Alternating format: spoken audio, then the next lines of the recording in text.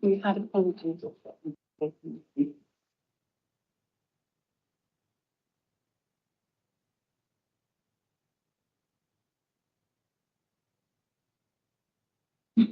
Okay, everybody. Well, good afternoon and welcome to this meeting of the People Overview and Scrutiny Committee. I'd like to inform those present that this meeting is being webcast live and will be capable of repeated viewing. Okay, now do I have a declaration of any substitutes today? Yes, Councillor Meadows. Councillor Meadows substituting for Councillor Lyons. Okay, thank you very much, Councillor Meadows. No one else. And do I have any members who wish to declare any interest in relation to any matters included on the agenda? No. Fantastic. And we have no part 2 items today, so the press and public won't be excluded. So there you are, Sarah, you're allowed to be here. So we have draft minutes from the People Overview and Scrutiny Committee. When I should say this, it's in the agenda. If people come to me in a minute. Yeah. Scrutiny Committee is the 18th of March to approve. Do members agree that the draft minutes are an accurate record? Yes, agreed. Okay, and there is no public involvement and there are no member questions. And it will be in a minute, I know. I'm going to do Chair's comms first and then you can raise your questions. Okay, so as this is the first meeting of the People Overview and Scrutiny Committee of this municipal year and the beginning of our second year as a Scrutiny Committee, I'd like to welcome our new members, particularly Cassie Hoffman-Klauskalkas, our new parent governor rep to the committee. I hope I pronounced that properly. Probably didn't. Okay. Today, we will be hearing from Councillor Paul Nan, Cabinet Advisor for Homelessness, on the Council's ambitions to tackle homelessness. The Council is currently working on its policy regarding homelessness, and when it is more developed, the policy will come to this committee for scrutiny. Today's report is very much to provide an understanding of the current situation and its complexities. Now, because they became aware that the policy hadn't been properly developed yet, and they're still waiting for the government, that was pulled, and so Paul very kindly is doing this as our introduction to that subject. So we have another bite of the cherry. We can talk about it today, understand the background, understand where the council are, and then it will come to us later on when the policy is more developed. So thank you very much, Paul, for stepping in with that. We will then have a presentation from Councillor Emma Daniel, Cabinet Member for Children, Families and Youth Services, on the Council's support for those pupils with special educational needs and disabilities. This is an area which is currently being reviewed by the government, as I'm sure you all know, having read the papers, with the focus on how to improve outcomes for SEND pupils. Brighton and Hove Council are thus anticipating probably quite major changes in SEND policy, which will inform their own policy going forward. We will be able to scrutinise that policy when it comes to the committee later in the year or early next year, and we may again have 2 meetings where it comes forward to us, or different elements of it. For this item, I have invited some guests to also speak to the committee in order to provide extra depth of experience and knowledge on this subject. We have Ewan Hannington, who is over there, who is head teacher at Rudyard Kipling School, and Kirsty Hadley, who will be with us shortly, who has led campaigns on this issue and has lived experience of it with her son. Kirsty was also co-organiser along with the MP for Kemptown, of the Mental Health Summit that was held recently in Saltdean. I'd like to thank them both for taking the time to join us, and I'm sure that they will be able to provide an important perspective for members. We also have a scoping report on our proposed next task and finish group, the first for this committee, which will be on antisocial behaviour in council housing and housing association properties.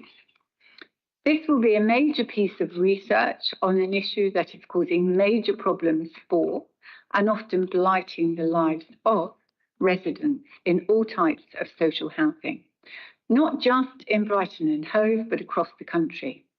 And we look forward to being able to put forward some well thought out recommendations to the committee in January 2026. And obviously, I'll be hoping that people will be putting forward that they want to sit on this group. And I've already had several people who have asked. Now, it's at this point, Councillor Shanks, would you like to make a point, which is a good point, and thank you, because it does help to clarify. Thank you. Yeah, on the agenda today, we have the drug and alcohol strategy, but this went to Cabinet on the 26th of June. And I've also looked back at the minutes of our scrutiny. So it was one of quite a lot of scrutiny papers that day, including the schools organisation. So we perhaps didn't give it enough time. But at that time, I asked a couple of questions, and they're in the minutes, about drug treatment rooms, injection rooms, and a couple of other things. And it was going out then to consultation. And I understand when it came to Cabinet, they are a bit disappointed in the consultation. I suppose what I should have done then, and I think is said, I would like a recommendation about drug treatment rooms to be included. The investigation of them, not the let's do it tomorrow, but look at that, because I was involved in 2016 with something that the police and council were involved in then. So I think that's what I would have done as a recommendation, because what seems to happen at the moment is we ask a lot of questions, and I know those minutes go to Cabinet, but then it's come to Cabinet and it doesn't feel as though we've really had an opportunity to scrutinise. So I was pleased that it was coming back, but now I'm told it's not really, because it's done and dusted. So I suppose we need to make sure that we get these things early enough, and that when we get them, we're not just asking, does it say this? What does it say? But that we actually think about what we might want to add to it or subtract from it in terms of a paper, because that is what I understand the purpose of scrutiny to be, that we're, if somebody said, can you scrutinise this report? I'd look at it and I'd say, well, it's a bit lacking in this, it's a bit too much on that, or why didn't you include this? And I think I think we're all new to this, so I'm not accusing you, Chair. Yeah. I just think it's like, how do we make sure that scrutiny comes at the right time, and that we understand whether we can influence what's happening? Like with the SEND, it's obviously going to be a lot of national policy as well, but how do we make sure that? No, I quite agree. It's joined up thinking, and these points have been put forward. We are sort of saying, please, we want these earlier. We want to look at them not just a week before they're going to go to Cabinet and so on. But I think Giles can answer your question quite well, actually. So, Giles. I doubt that, but I think whenever we introduced the scrutiny system, it would have been the wrong point for lots of plans and strategies which were already past the point where scrutiny members could usefully sit down. We're getting better at it, and we're getting things a lot earlier. And indeed, we've got homelessness too early at this meeting, and Paul's very kindly come in to do it a bit before we have it at a future meeting at that kind of draft stage where it's really useful for members to contribute. I totally take your point about how do we know what contributions are being made by scrutiny members and how they actually reflected in final documents. When we had the special meeting on large panel system blocks last week, Darren Levy, the interim director of whatever it is, came back to us the day after with a kind of note to say, all right, here's what I'm going to change in the Cabinet report. And I I thought that was amazing and brilliant practice, and I will be trying to encourage others to do the same, because I do agree it's really important that members see that their time is valuable. And of course the minutes do go to cabinet, and officers do have them and do reflect on them, but I do think going forward committee needs to see, right, what is our input, what's the outcome of our input, definitely, and it's something we'll work towards. Yeah, no, thank you very much, John. I agree about that. And I do know that safe rooms were discussed in this policy. And also, I know there were various things. I think there were 3 items that day, and we were here till quite late, but we still gave it well over an hour, which is not a bad time. In the old committee system, that would have been our first item, and the others would have been much shorter. But I very much take your point on, Sue. So thank you for making that. And also, I've forgotten to mention that Councillor Teresa Mackie, she did contact me just before the meeting because she'd been to hospital and she's really not very well. And so she isn't here today. And there wasn't time, obviously, to get a substitute. So I am now going to go to the homelessness and rough sleeping presentation. Now, again, apologies all. You will get copies of the slides sent to you that Paul is going to use today, but they weren't ready in enough time to be sent out to everybody. So, Paul, would you like to fire away? We also have, we have Martin Reed, who is here, supporting officer, and we have I'm Aaron Burns. I'm the head of homelessness, and sorry, I'm not the head of homelessness anymore. I was once. I'm the head of temporary and supported accommodation. Okay, yes, I think there's been lots of changes of job titles, haven't there? But anyway, thank you very much for coming today, both Aaron and Martin. Okay, Paul. Brilliant. Thank you, Chair. And thanks, Chair and Committee, for inviting us here today and allowing us to do this presentation. Before I start the presentation, I'd just like to make one thing clear. Today, we are not talking about rough sleepers, and I think it's important to make that point because even people like me who work in the field of homelessness tend to think of rough sleepers when we think about homeless people. And I think it's really important that while we're talking and we're giving you information, you keep in mind that we're actually talking about the entire rough sleeping population of Brighton, which is quite large, unfortunately. And the rough sleepers that make up that population, part of that population, are the tip of the spear. In reality, they're roughly about 10% of our homeless residents. The rest are indoors. And they're not visible. They're not hidden homeless, that's another category of people altogether, but they're not out in the streets, they're not the street community. So I think if you could bear that in mind when we're talking today, that we're talking about a very diverse group of people with different housing situations, that'd be great. And the second thing as well to try and make sure that's in your mind is that, again, the rough sleeping population tends to be heavily represented, tend to have men heavily represented in it. But we're talking about, as I said, a diverse group of people. So roughly 40% of the homeless population are women. And it's thought that in the category of people that we might class as hidden homeless, those people that we don't account for because we can't, because they're hidden, they're even more represented in that. We're also talking about families. So we have a huge number of families who are homeless in this city and in temporary accommodation, and children as well. So I'd just like the committee and the committee's guests to keep that in mind when we're talking. We're not just talking about the 10% of the homeless population that are rough sleepers. We're talking about a large, diverse group of people that are just like you and I. The only difference being is that they don't have anywhere to live. So with that said, I'll go to the first slide in the presentation if someone could put that forward. So we're just going to give you a bit of national context now. I think you'd have to be completely hidden from the news to know that the demand on homeless services nationally is at an all-time high. That is a symptom of the entire housing system in this country, which is dysfunctional in the extreme, in almost every aspect of it, from our rental system to our leasehold system. We seem to have made a 100-year run of bad decisions, which is manifesting itself now in an increasing number of people finding themselves homeless, usually through no fault of their home. And like I say, they are a diverse group of people who are encountering homelessness and experiencing it.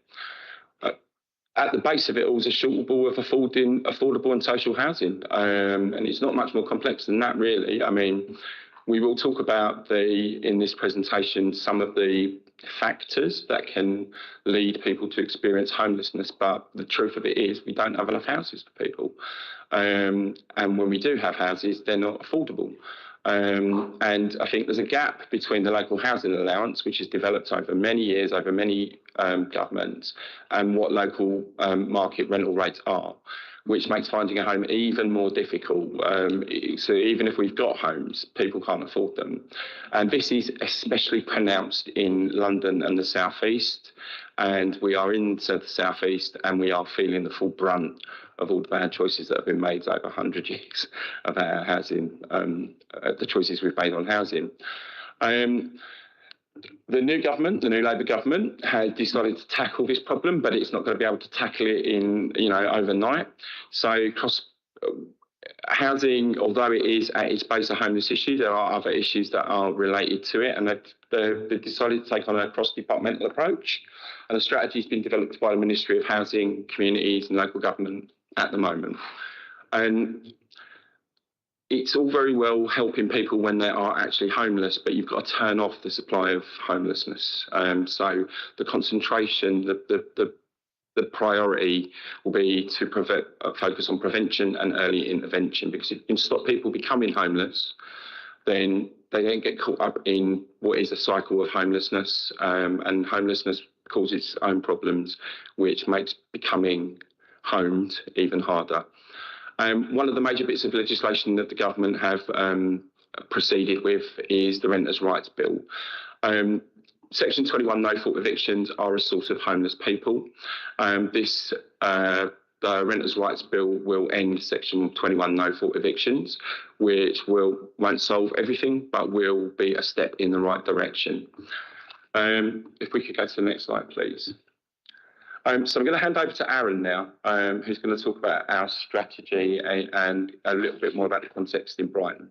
Thanks, Aaron. Sorry. Thank you, Councillor Nairn.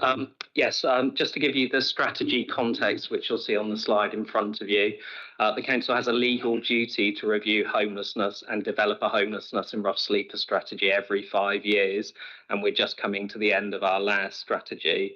The new National Homeless Strategy, as Councillor Nairn mentioned, is expected to be released in summer 2025. And as Councillor Nairn mentioned as well, it will have a strong focus on prevention. And there are proposed changes to government grant funding, which will impact our settlement to deal with this very complex issue as well. And that's coming at a time when there are significant financial pressures on both the council and our partners who work in this field. So we are very much developing this strategy in partnership with other people within the sector in Brighton and Hove. Next slide, please. I'm just going to go through the scope of the homeless review. I'm not going to talk exactly to the size. So the scope of the homeless review focuses on understanding current and projected levels of homelessness in the city, as well as evaluating the activities undertaken to prevent homelessness, secure accommodation, and provide ongoing support.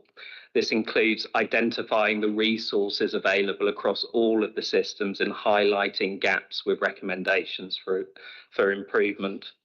Homelessness remains a really complex issue influenced by multiple drivers such as housing affordability, mental health challenges that a lot of the people that we work with have. Increasingly, we're seeing a high level of presentation for domestic abuse, and then we have the wider socio-economic factors which are all driving that homeless picture. While the situation is concerning, efforts across the city are extensive. Prevention work includes early intervention through outreach teams, tenancy sustainment initiatives and collaborations. We're starting to work on collaborations within schools and health services and social care to identify people who might be at risk of homelessness earlier, so we can really tackle that prevention element. Securing accommodation and what we call emergency interim housing solutions continues to be a challenge as well. Temporary placements in long-term options such as social housing and housing first schemes, support services focus wrapping around care and support, and mental health and addiction support and financial advice. So next slide, please. In terms of the headline figures, in 2024, 2,624 households turned to the council seeking support or advice regarding their homelessness. From these approaches, there were 1,985 formal homeless assessments carried out, resulting in 1,827 households being owed a statutory prevention or relief duty. That highlights the extent of housing instability and the scale of council intervention that's required. By the end of December 2024, 1,928 households were living in temporary accommodation, representing approximately 4,000 individuals. This figure underscores a significant reliance on short-term housing solutions and reflects the wider challenge of moving people into secure long-term homes. An estimated 1,000 individuals experiencing homelessness were identified as having 2 or more complex needs, including mental health issues, substance misuse issues, a history of offending, or having experienced domestic abuse or domestic violence.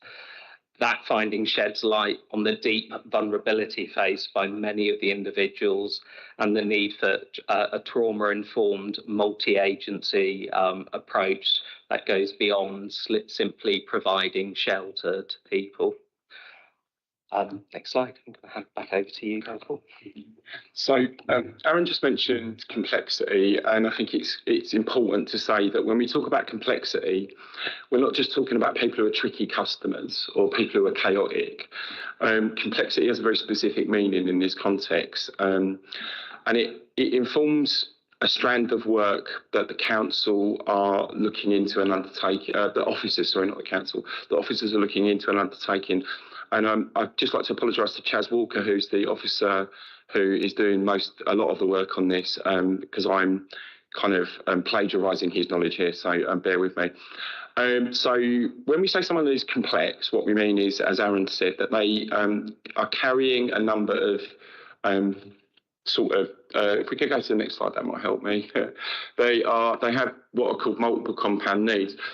So Aaron listed some of the things that can contribute to a person's complexity. And why is it important we know this? Because, it isn't just about how tricky they are to deal with.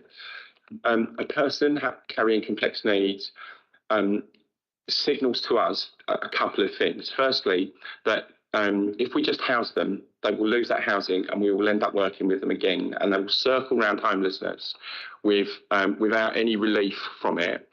And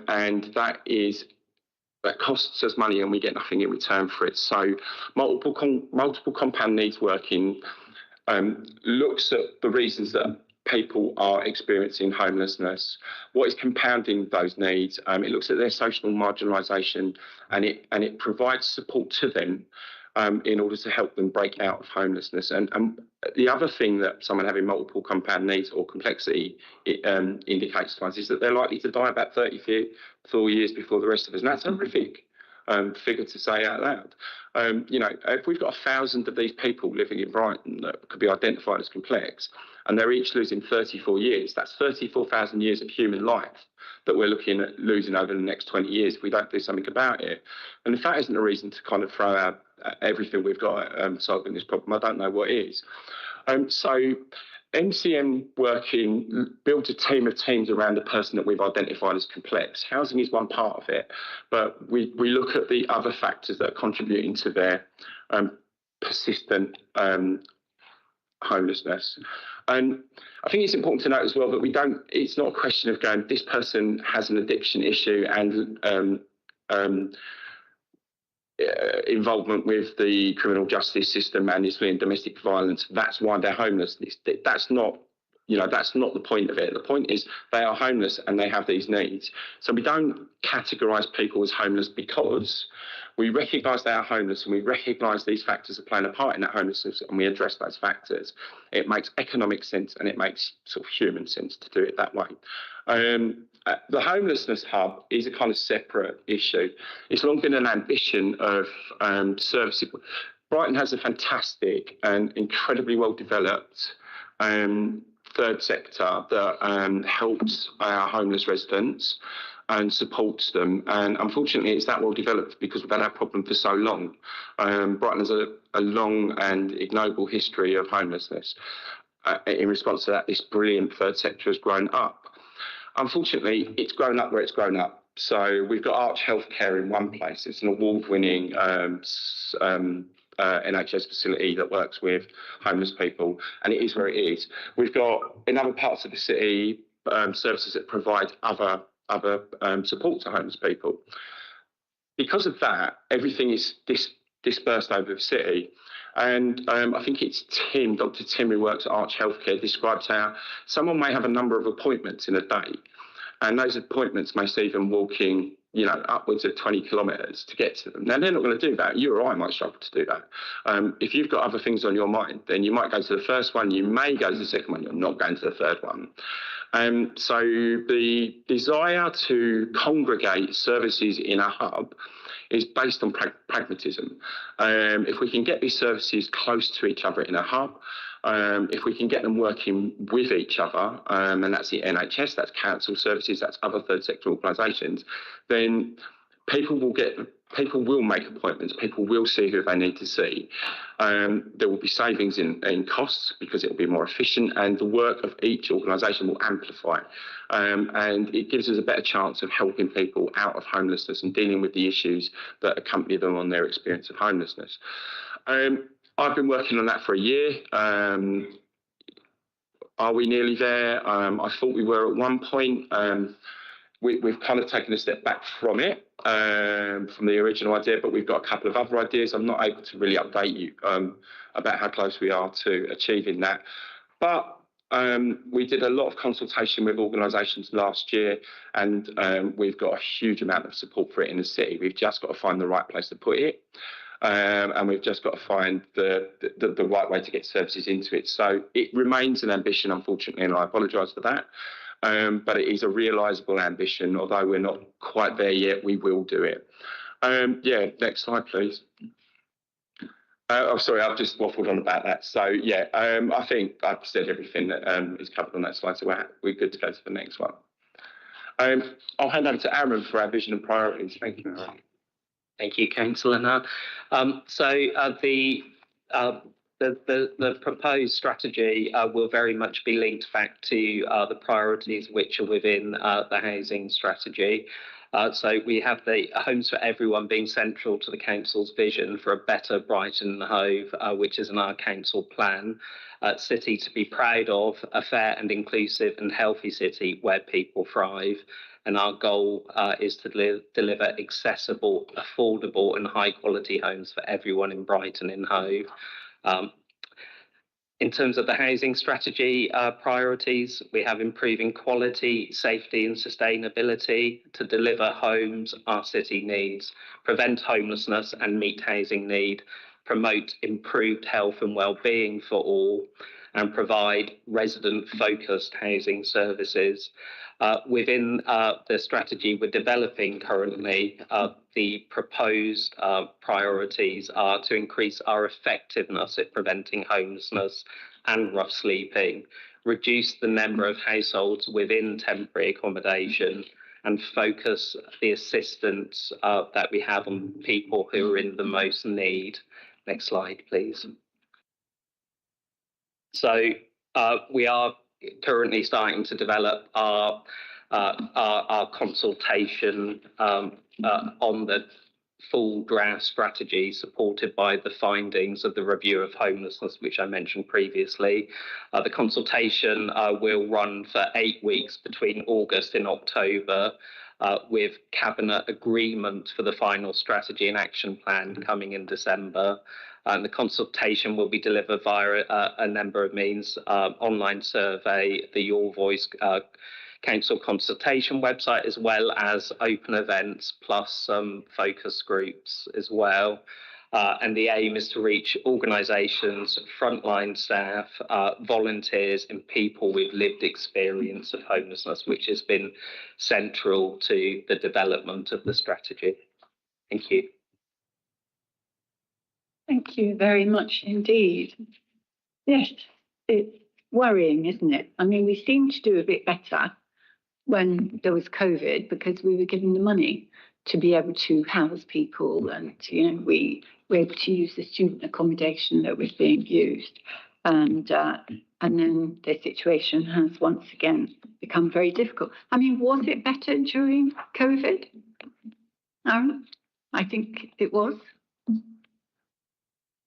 Yeah. Would you describe it? I would say that during COVID, things were very different. The provision that we provided, we were obviously provided by money to get everybody in, as the scheme was called, but that didn't come with much nuance. So although placing people in accommodation is often, it often brings more issues for the person than they had previously, which is why we do need to look at that support which is provided to people in the most need. So yes, in some ways, getting everybody into accommodation during that time was a good thing and needed during that period. It's not a long-term solution to the issues that people face sustaining accommodation moving forward. So yes, it came with positives, but it certainly wasn't the right approach. It was only one half of it. Yes.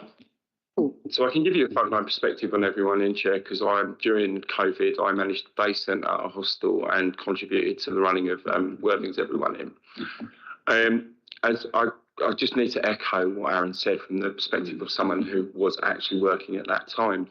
It was the lesser of all evils. Services were closing down. Where were people going to go? We had to get them in. For the short period of lockdown, it was sustainable, but the cracks in that system started showing, and it would have taken a phenomenal amount of money to safely operate the Everyone In facilities beyond the emergency. So yeah, Everyone In was a fantastic response to an emergency, but it's, as I think, and I'm sorry for repeating you, Aaron, from the perspective of someone who worked frontline during that particular problem, it would have broke the system completely. I was at the end of my tether at the end of it and had to take 2 years going to work in student accommodation, and lots of my colleagues were absolutely frazzled. So no, yes and no. Yes. I think, in fact, it was quite educational, that COVID bit, because what we saw was there was money to help put people up, but then came this understanding more generally by people that actually that wasn't quite good enough, that people really need that support. And I agree with you, if people don't get it, they move somewhere, and then they moved out because there are so many problems and people complain and there's antisocial behaviour. So they become homeless and the whole thing repeats itself. So yes, I think that is very much the case. And I'm going to throw out there, because then I'm going to let people ask questions, because Place have just done their task and finish on short-term holiday lets. And we still don't know the exact number of short-term holiday lets in the city, but it could be anywhere up to 6,500. And obviously that has an impact on the amount of long-term rented accommodation there is. And I just wondered, before it goes out to everybody, if you had any thoughts on that. I mean, we don't have all the evidence for that, but it kind of makes a lot of sense that families now can't find places to rent because a lot of houses are being used. And is it Martin? Would you like to comment on that? So I think thank you for the question. I think it's on the wider housing strategy piece, we're seeing big changes in the private rented sector, and we're trying to understand those changes. I think primarily for temporary accommodation, we're seeing fewer landlords willing to let private sector leased accommodation to us, which is really when we're using temporary accommodation, what we prefer, because it gives a longer term, more sustainable solution than spot purchase or other types of accommodation. So yes, there are changes in that market, and I think the piece of work in short-term lets will help inform our understanding of that. We're seeing changes with the Renters' Rights Bill coming in, but also previous changes about landlords changing how they operate, about landlords changing ownership models and how they let homes. So I think there is something going on in the private rented sector in the city we need to understand. Just for context of the committee, it's at least 30% of homes in the city are privately rented. In some wards, it's over 65%. It's a massive housing resource for us, not just in terms of homelessness and temporary accommodation. It's for a mobile, economically active city. It's really important. We're doing lots of work around licensing to secure the quality of that accommodation, but it is still our biggest source of homelessness. So that sector has a massive impact, and we have to really understand the direction of travel. And I think the short-term lets work will help that. And we're also ourselves trying to understand it and encourage more landlords to let property to us in the city, because it's better quality temporary accommodation for us. Yeah, thank you very much, Martin. Now, let's go out to everybody. Okay. And your name? I can't see it from here. The lady, not Adam. Mary. And then Adam. And then Sue. And TJ. And Miller. Ella. Yeah. And You've got Ellen. Yeah, that's it. Okay, well, we'll soon find out if there's more. Okay, so Mary, I'm going to you first. Mary Davies, Chair of the Older People's Council in Brighton and Hove. I know this is a preliminary report, but there does not appear to be any particular element of the strategy which covers older people.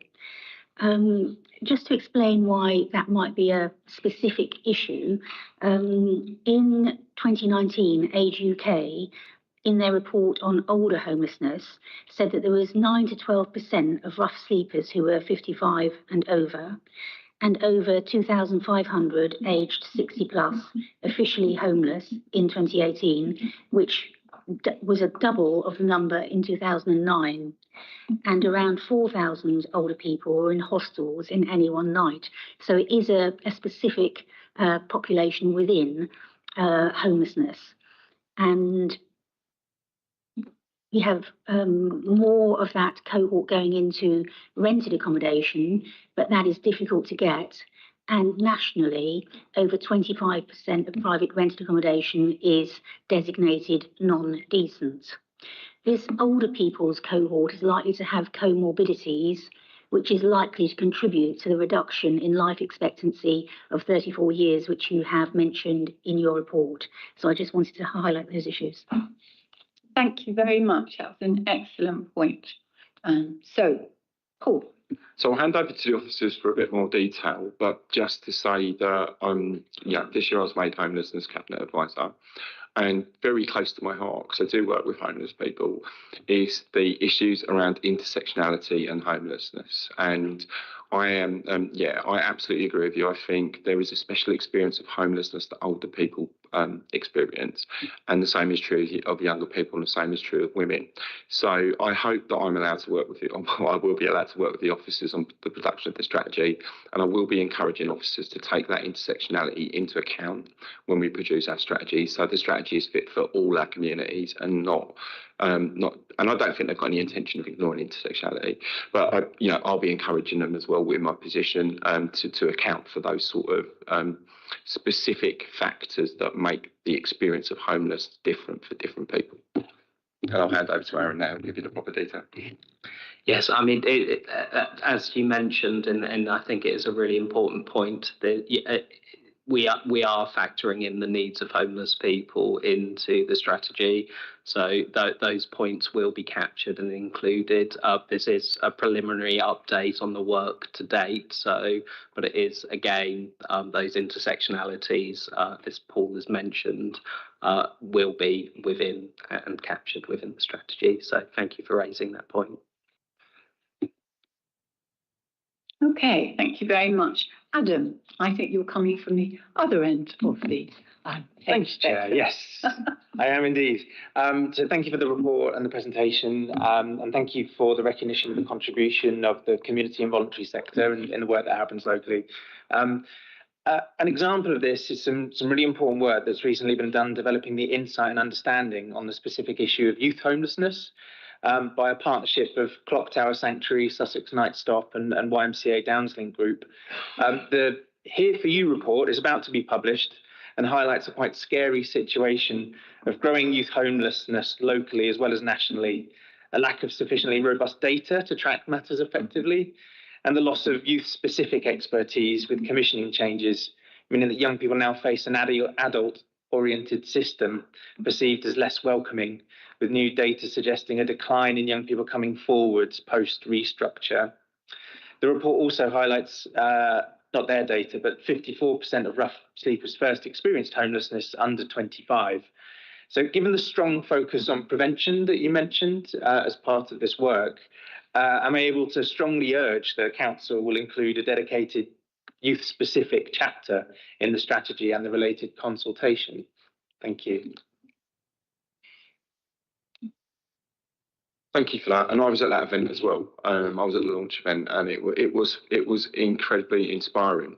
I think, as I said when I was at the start, unfortunately, Brighton has a fantastically well-developed third sector response to homelessness, and chief among that is our response to youth homelessness. So we have at least three of the most knowledgeable and developed organisations in this city. Of course, I'm referring to like Clock Tower and Downslink and a couple of others.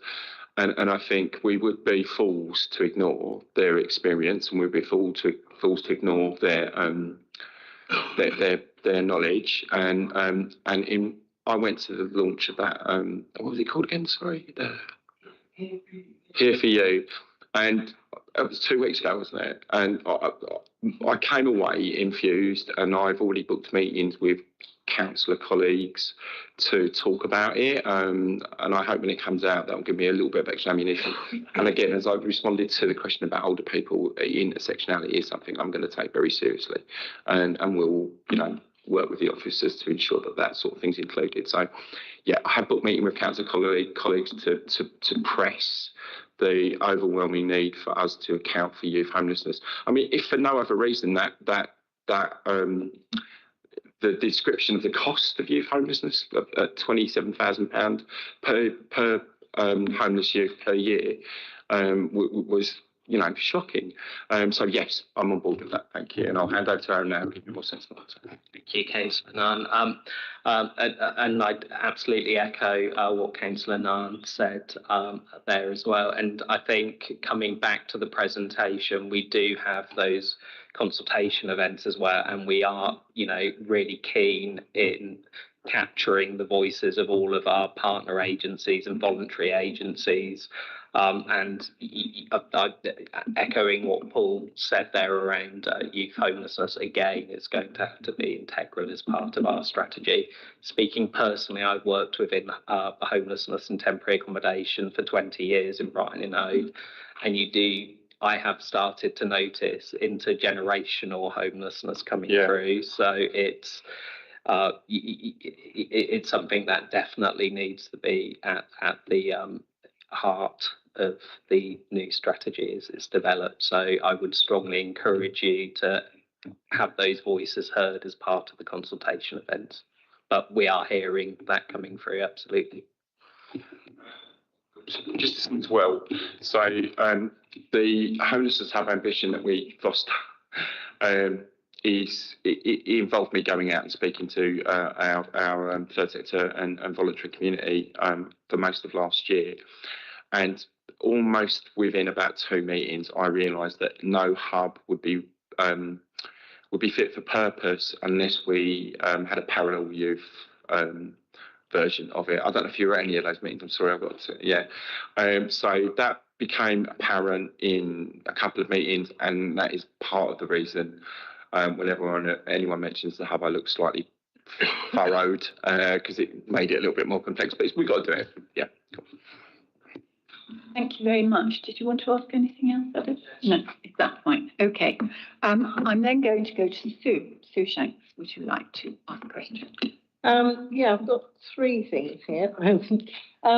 One is about you've already mentioned intersectionality. I mean, one of the issues, which is a fairly small number of people, but it's a huge impact on them, is people who have their children removed and taken into care. So women who have their children.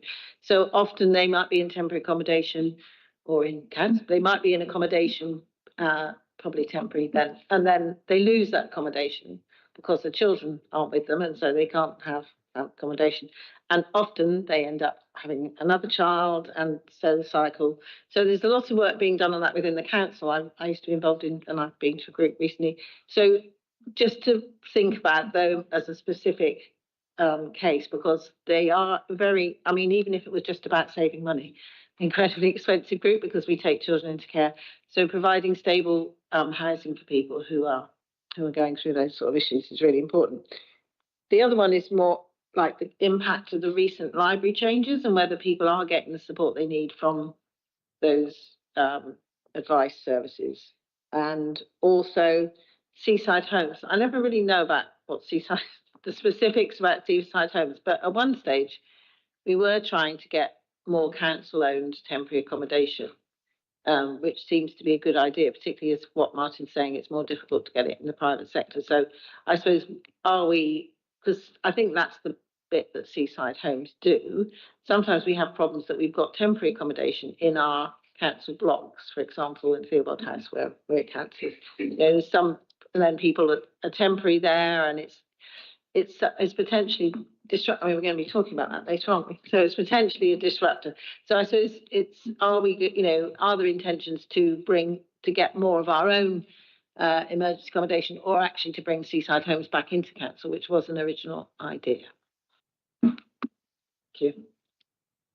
So seaside homes is outside my remit, and I'll hand over to Martin on that, who's way more knowledgeable about that than me, and maybe Aaron, I'm not sure if Aaron knows much about it. But I'd just like to gently and respectfully push back on the notion that with temporary accommodation comes trouble. And I think that's one thing we need to be really quite careful of, because as I said in my preamble to start this, the homeless community are like you and I. Most of us have 6 or 7 paydays away from being homeless. And if I was put in temporary accommodation, I'd like to think I'd be an excellent neighbour, and I'd be a credit to any community that hosted me. And most people in temporary accommodation are no worse or better than me. So I just gently and respectfully would push back. I think the problem with temporary accommodation in more settled communities is its transient nature of it. I think that might, and that gives the impression that the community is less solid than it might be. But I think the people in temporary accommodation, they're just like you and me. You know, some of them are, a nuisance, and others of them are fine, upstanding members of the community. So just respectfully pushing back on that particular characterisation. My point was more that I suppose when you've got people move in, it would be nice to think that they were going to be a long-term member of that community, both for them and for, the other residents. And so it's not that they're particularly any more, problematic to anybody than anybody else would be, but because they're amongst people who are there for longer and perhaps have been there a long time.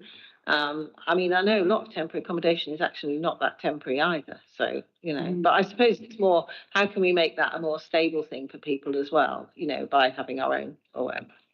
So, Chair, I'd like to hand over to Martin just to talk about suicide houses. Yeah. Thank you. So I'll cover the 2 questions about council-owned temporary accommodation and seaside homes. So we are looking to grow council-owned temporary accommodation. We have got purchase programs which includes buying temporary accommodation. That's our goal. We have to have a number of streams of temporary accommodation to make it viable and to get enough homes, but clearly we'd like to manage and own more of it ourselves because it provides, we think, more assurance around the quality of management, and it's more cost effective very often. So we have previously purchased our own emergency accommodation at Lanarch House. We have got a scheme being developed at Palace Place, which is council-owned temporary accommodation, and also through our home purchase scheme, we buy homes which do include temporary accommodation. And with our temporary accommodation, we are providing more intensive housing management services, and we support services around that as well. depending on the nature of that accommodation. So we're absolutely ambitious to provide more council-owned temporary accommodation, and that's something we're looking at all the time. And in fact, our budget proposals last year were around trying to buy or lease more accommodation ourselves.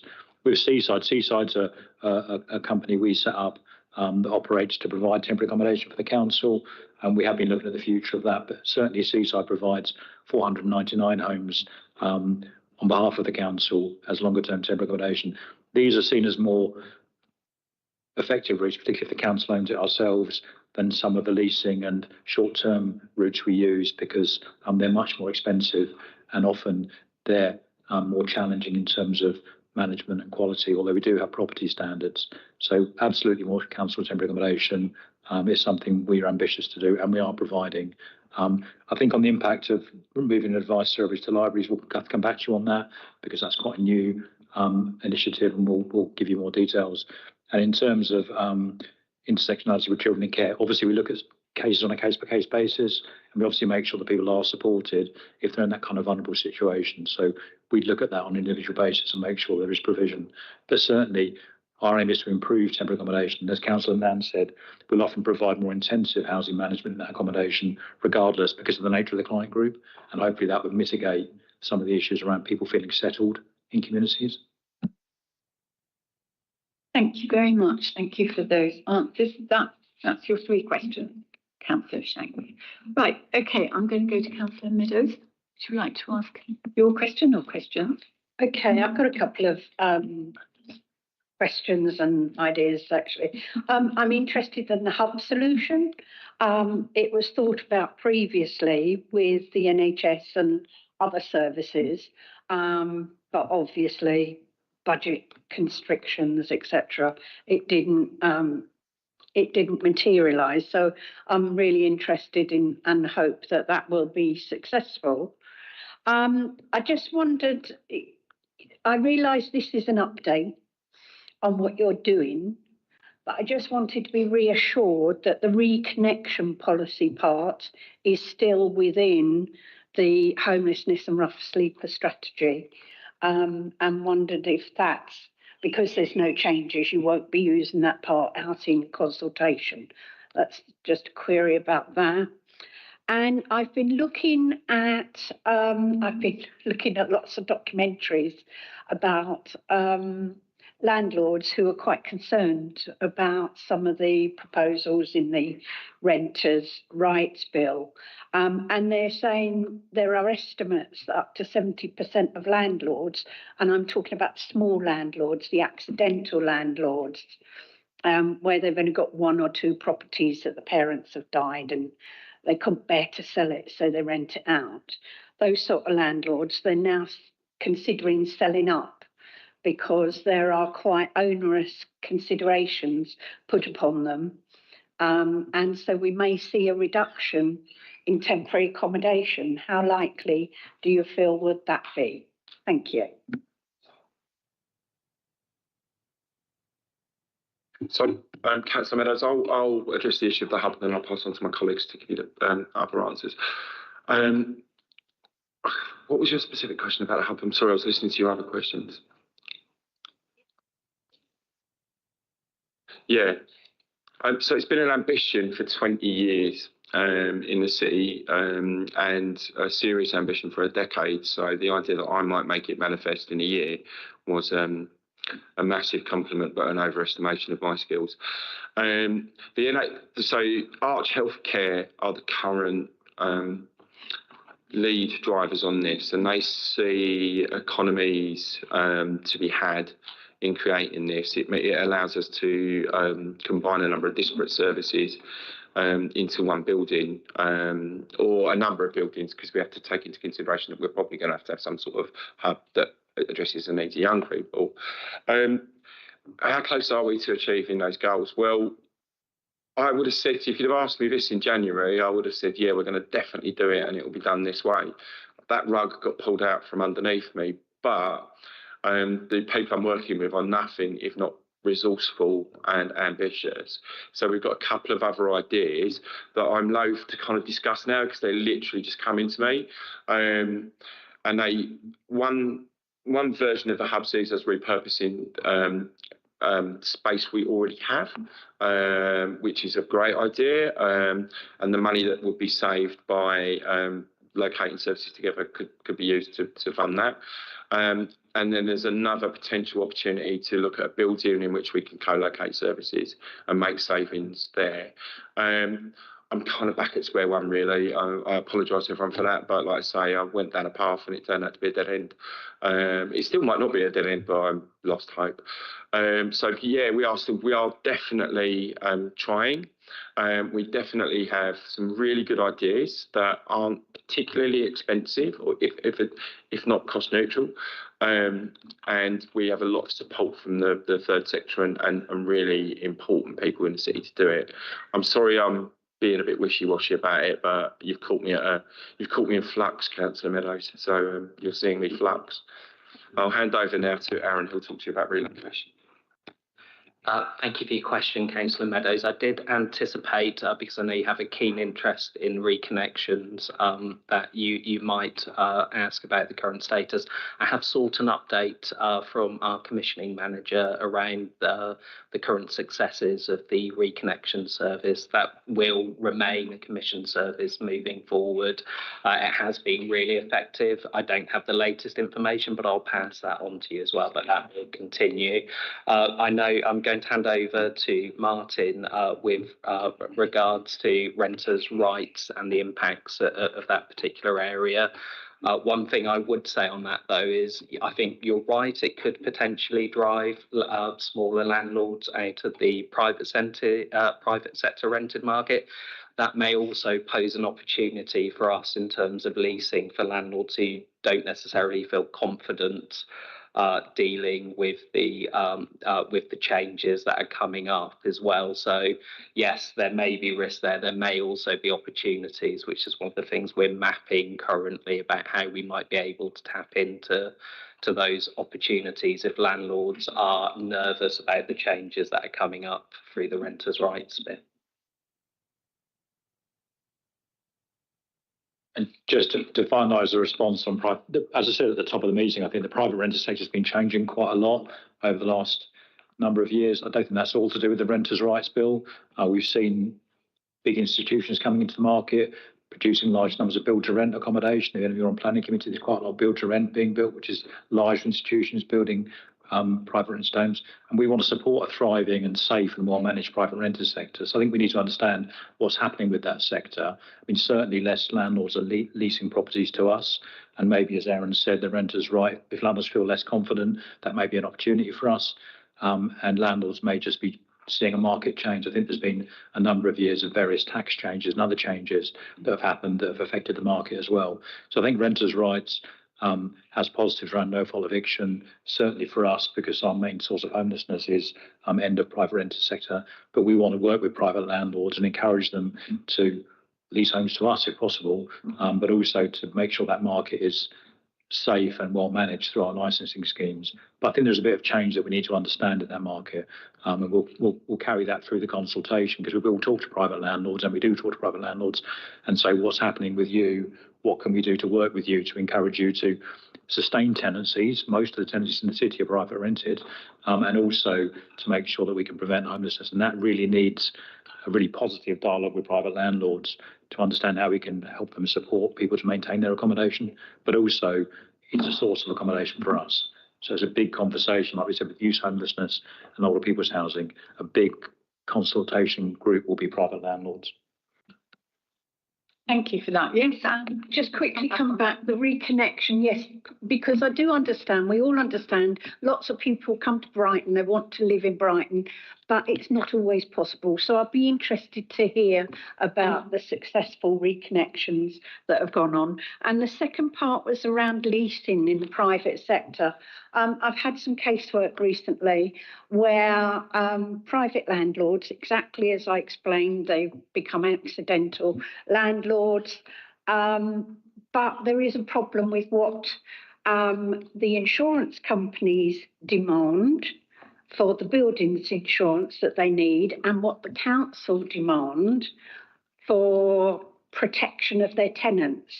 And there seems to be a bit of a stalemate at the moment, which is why I was contacted. But I've had several leaseholders, landlords contact me regarding not being able to get adequate insurance, yet it's something that the council demand, but what the insurance companies demand is more than what the council want to give to the landlords. More information, I should say. So just put that out there. So I think we'll talk to council members after the meeting and just find out a bit more about that. We would have had the responses prepared, but let's find out how we can help. Okay, yeah.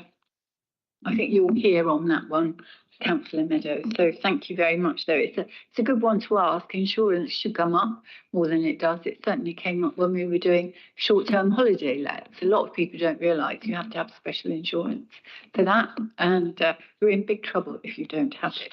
And one of the points I was going to make to add to that was that estate agents are saying that essentially the market is awash with flats at the moment, 1 and 2 bedroom flats, with a lot of landlords selling up. And so there's a lot out there in the market that maybe we could buy, Martin. I don't know, maybe it's too expensive. But there's certainly changes that estate agents are talking about. I'm now going to go to Anna-Sri. Thank you, Chair. I was going to say I welcome very much the sort of bringing this so early or earlier into committee. I was interested to know what your engagement and co-production plan will be. Because I can see you've got online surveys, which is great, and you're aiming to reach organisations and most importantly those with lived experience. And I wondered how you were going to do that and what that was going to look like. So last year, I was asked to do research into the feasibility of creating a homelessness hub, and obviously co-production was foremost in my mind on that. And I worked quite closely with an organisation called Just Life, and I've forgotten the name of the other organisation. Common Ambition, and we did there were a number of events where we listened to the voices of those with lived experience, and they were, I think, an exemplar of how we should. I mean, the council have a fantastic community engagement team, and community engagement, or was it? You know, that's a consultation. The council really have fantastic consultation teams, and they will, of course, seek out the voices and opinions of those with lived experience. I think we can add to that by my experiences of working with Just Life and Common Ambition in listening to what we should do about the homelessness hub. And, you know, I'll encourage Aaron and other officers to maybe take that up. I think, again, unfortunately, because of the nature of the problem we have in Brighton, the organisations that work in co-production are really quite mature and know what they're doing, and we've even got kind of university level production and co-production now. So I think we are in a unique position to make sure that we access those voices and listen to them. And we have experience of doing it. Well, I certainly do as well. I'm currently opening a 21-bed unit and small hub in Worthing, and I've just been through 3 days of co-production events to make sure that's right. So, you know, I'll certainly offer my experience to the officers if they want it. Thank you very much, Paul. Did you have anything else, Anna-Sri? Okay, thank you. Right, I now go to Councillor Sheard. Thank you, Chair.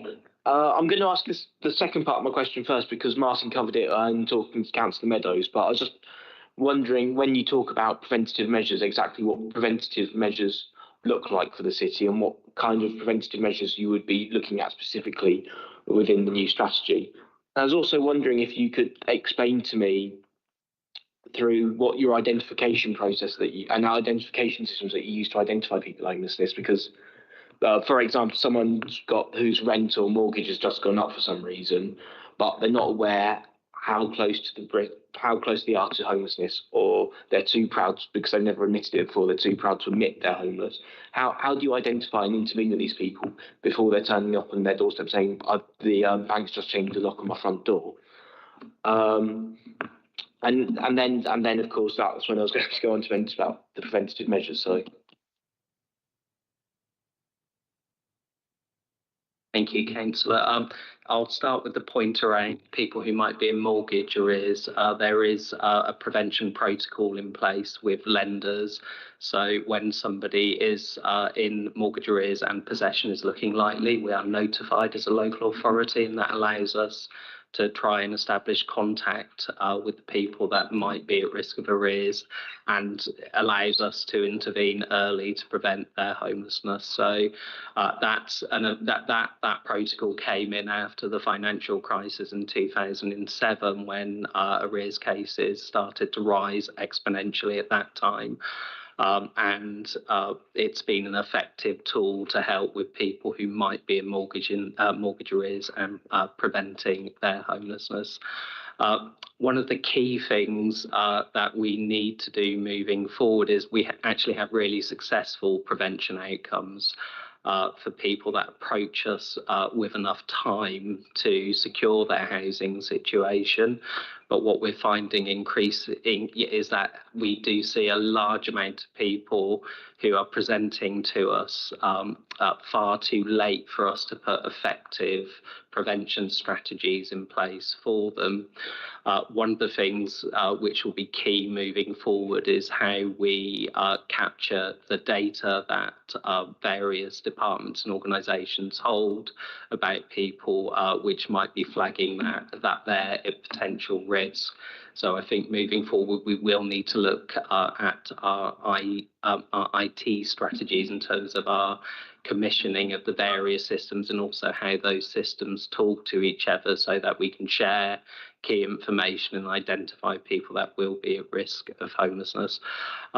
We also need to ensure that we're more effective in developing our strategy for how we let people know how they can access our services. And, we shouldn't underestimate, there's a lot of stigma, and it's quite a big build up for people to eventually, say, actually, I need further assistance.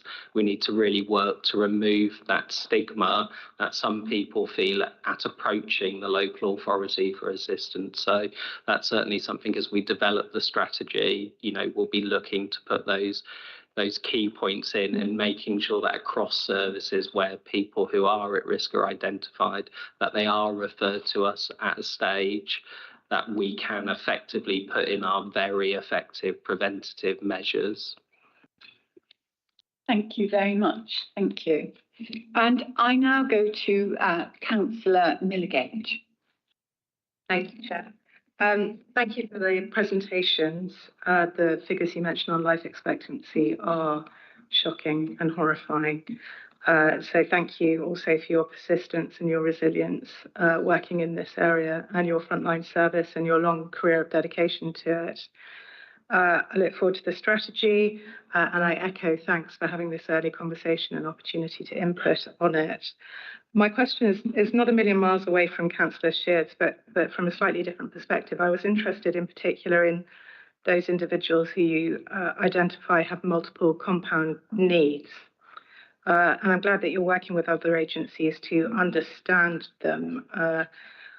What I wondered was whether we have a common set of definitions and data sets around that population of individuals, and whether we have an understanding of the strategies that the various agencies who are intervening have, and how they work together, who has a bird's eye view of their experience. And then just as a follow-up to that, I'm sure you are, but is the strategy underpinned by trauma-informed practice and a trauma-informed approach? So I'll have to give quite a shallow answer here, because it's not my particular area, and the officer who has taught me so much about it isn't here just now. But if I've understood the presentations I've been part of with him, and I've seen him deliver, the definitions, it's as scientific as work in this field can be. It is evidence-based. It is based on measurement of the amount of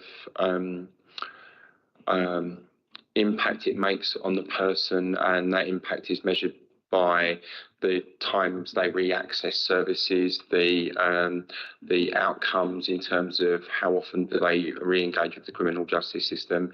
Is there a measurable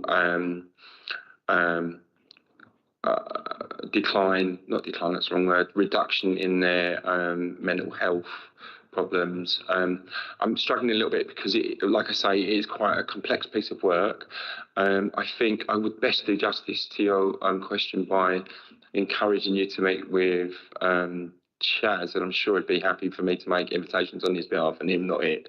But I've worked with him quite closely on this, and we've done a lot of presentations, mostly around the hub. So I'd be happy to kind of arrange a meeting and get him to talk through this MCN approach with you in a way that would do justice to the work that's being done. Like I say, my shallow analysis of it is that yes, it is evidence-based. Yes, the outcomes are measurable. The definitions are clear. And so, for example, which is why I said that bit about when we talk about complexity, we're not now just talking about tricky customers or people who are a bit chaotic. We're talking about people who have a defined number of characteristics that predict shortened life expectancy and a circular return to services. Yeah, sure. Yeah, just to come in on, Councillor, on your really important point about psychologically and trauma-informed services, that will absolutely be at the heart of the strategy. I think for those who are not familiar with the term, that trauma-informed approach, it's really important because it acknowledges the deep and lasting trauma that homelessness has on individual lives. And, we really need to prioritise that safety and trust with our clients because it helps to build empowerment for those people as well. I think another major benefit of that trauma-informed approach is it actually helps with the support for officers as well, and it prevents burnout. I think historically some of our services have been perceived as being a bit unkind and a bit gatekeepery, and I think actually that's not that's possibly developed through officers, suffering from compassion fatigue and burning out. So there is work going on within our services at the moment to promote that trauma-informed approach, and certainly learn from our colleagues who are in adult social care who are much more developed in terms of their practice around this. And it's something we're very much adopting within homelessness services, and it will be reflected within the strategy as well. Thanks, Aaron. So, one of the things I'll say is that the MCN approach looks at building a team of teams. So rather than having teams working in glorious isolation, the teams that are working with a person become a team. And I think it's almost sort of trite to say, but each of those teams that are working with them, they might be a social work team, they could be a drug and alcohol team, they will have trauma-informed working as their gold standard. So yes, it is a trauma-informed way of working because each of those teams will hold each other to account on that aspect. So yeah. Thank you very much. And now I go to Councillor McClay. Thank you, Chair. I was very interested in how the plans to roll this out, how we communicate it when it's being rolled out. If the emphasis is on prevention, how do we help individuals understand where they can go, what help is on offer, what points they should be coming to you at, and that we're not relying on them to read press releases and to have heard it through a mail. Like, how are we advocating, advising these policies and these ideas, these prevention policies with the wider community? And one thing that I would like to draw on what Adam was talking about earlier with regards to youth homelessness is something I heard about very early on in my time as a councillor, was the work that organisations like YAC were doing to speak with families and to mediate when there's family breakdown. If a child has come out and their family aren't accepting that, the work that organisations in the third sector are doing to address those situations, they might be quite specific, but how do you plan to support third sector organisations as well moving forward to help with that prevention work It can't all go through the council. Well, maybe you could try, but it's quite ambitious. You know, the more organisations you have working with you, what's the plan there? And maybe also bringing in the kind of libraries that Sue was mentioning earlier. I also just wanted to address the consultation side of things. I know that there have been consultations in the past. I think, Paul, you touched on it earlier, and maybe the percentage of engagement back then wasn't as great as maybe it could have been. How can we reach the challenge of increasing that percentage of engagement this time? Any thoughts on how that might be addressed? And then just to touch on the complexities of trauma-informed, the complexity of needs, mental health. When we think about how bringing everyone in previously didn't work maybe as we would have liked, what lessons have been learned from that, and also just understanding that why somebody might prefer to sleep rough. What is that mental health need that they're dealing with? How do we go about having the right type of housing stock? We don't necessarily have a whole lot in our reserves. So if there are specific needs where people are, recovering, people have mental health issues, they really need to be not beside certain people or beside certain places in certain neighbourhoods where there's a pub next door with very loud people at 1 a.m. So just wanted to share some of those thoughts. Thanks. Thank you, Councillor McLean. Yes, would you like to address some of those questions? Thank you. We will certainly reflect on the learning from everybody in terms of our trauma-informed approach. Yes, what you mentioned around people preferring to sleep on the streets, I think that's actually, it's more about, as you mentioned, the model and actually what works for people. So, we are currently reflecting on our provision of supported accommodation as part of this process, because although that's effective in many cases, it's certainly not effective in all cases.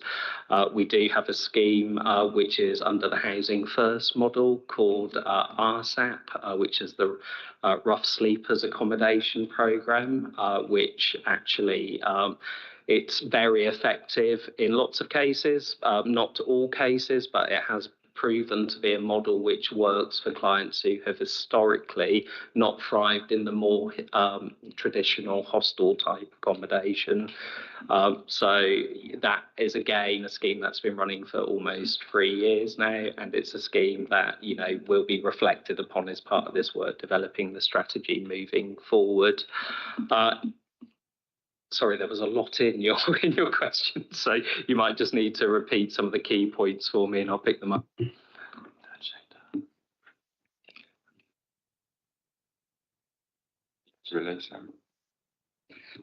Sorry, I'm extremely hard of hearing as well, so that's why I'm struggling a bit. You need to turn off your thing. So the other point was on supporting other organisations with sharing the policy message on how you will prevent homelessness. Yeah, I think that's a key point. We recognise we don't have the resources. Increasingly, our resources are shrinking to deliver what is an increasing issue, as highlighted in the information that you gave earlier.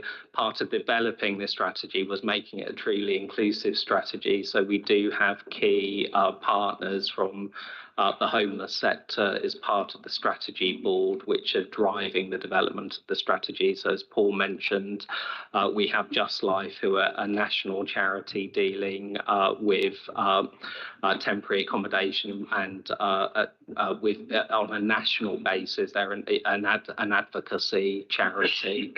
They're part of that board. We also have key partners at Arch Healthcare as well, and also Common Ambition, which is very much driven by the client voice. Through the consultation events, obviously, we will bring others in as part of that process as well, and we'll start to develop that strategy about how our third sector and partner agencies can help us deliver what is an increasingly difficult situation for us to deliver on ourselves. And part of that will be that early identification of clients and making sure that they get the right support, but also looking at the prevention advice that early on could be offered by those third sector partners as well. So, you know, we're very keen to be more outward looking in terms of our approach in homelessness, and not waiting for people to come to us, actually making sure that our advice and our support is embedded within those networks, which are really strong. It's a real strength of this city, the voluntary sector that we have. So yes, absolutely, we will capture that. Thank you very much. Right, I think we have come to the end of questions, and there's a point I do want to make about the air conditioning. I know some people are feeling rather cold, but I have a horrible feeling we can't change it, can we? It's all set and we can't interfere. We can't change it in the chamber. I can go and front desk and see if they can turn it off. Yeah, because it does get chilly, doesn't it? I know that it's really hot outside, so you come in your summer things, and then it's very cold. So I thought I'd do that because otherwise I'm going to forget it. But anyway, it's been really interesting listening to this, and I'm so glad, and thank you so much for coming in at late notice, because we couldn't have a report on the actual policy yet. Because actually, I think this is better for us to have something early that we can actually start the conversation. And what I would like people to do, because there is a constant thing, and I know Anna Sri has said this, Councillor Shanks has said, and other people have said it, we want to have more input into things. So some of the things, please do send them into us, to the scrutiny team, of things that you would like to be passed on maybe to Councillor Nan and also to Councillor Jill Williams, who's the Cabinet member for housing and so on, because that is a way of really getting some input very early on into this. And people have asked some excellent questions today, because I think we're all very keen on these very important subjects to feel that we are actually contributing and scrutinising. And I wanted to pick up on a couple of points, because Councillor Shanks mentioned earlier about consultation, and she mentioned about the drug and alcohol paper that came to us report. And one of the things in that was the consultation on that wasn't representative at all. It was a small number. I don't think there were any, I don't know what people, some people don't like it being called BAME, but that was what it was called in this. And there was nobody from that, and there was over-representation in some areas. And there's a feeling with these consultations that it doesn't reflect the city very well and the kind of diverse people that you will find in it. I know it's difficult to do that, and I can see with the consultation you've got frontline staff, organisations, volunteers, but it's the people with lived experience that I would be very keen, I think we'd all be very keen for the effort to be made to reach all those different types, the intersectionality, etc., because otherwise we're getting a very imbalanced picture of how people feel about things. So I think that would be a point. I think generally from the committee, this is one of the things we look at, as well as the equality impact assessments, to actually make sure that we're getting a proper picture of things. And the other thing I was going to say, I think this approach, which is basically safe to spend to save, because you're spending money, because you will produce better outcomes, which will in the end cost less. But the trouble is, in the beginning, we have to get the money, and it's expensive to provide this support. So my fingers are crossed that we will get that money and be able to do this, because it's obviously the right way to go. And on that note, I'll say a huge thank you for you doing this at short notice. So thank you, Paul, thank you, Aaron, and thank you, Martin. I think we've all benefited from a discussion on this. And can I just have something? Because the SEND essentially is an early report as well. But do you prefer having that? Do you feel it's a better way to go, to have something even before policy is coming in, so that we get some grounding in that topic for moving on? Yeah? Yeah. Personally, as a teacher, as an ex-teacher, I feel it's the best way to go. But thank you so much. And I'm going to call a 10-minute break now so that we can all sort of go and do whatever we have to do. Thank you very much.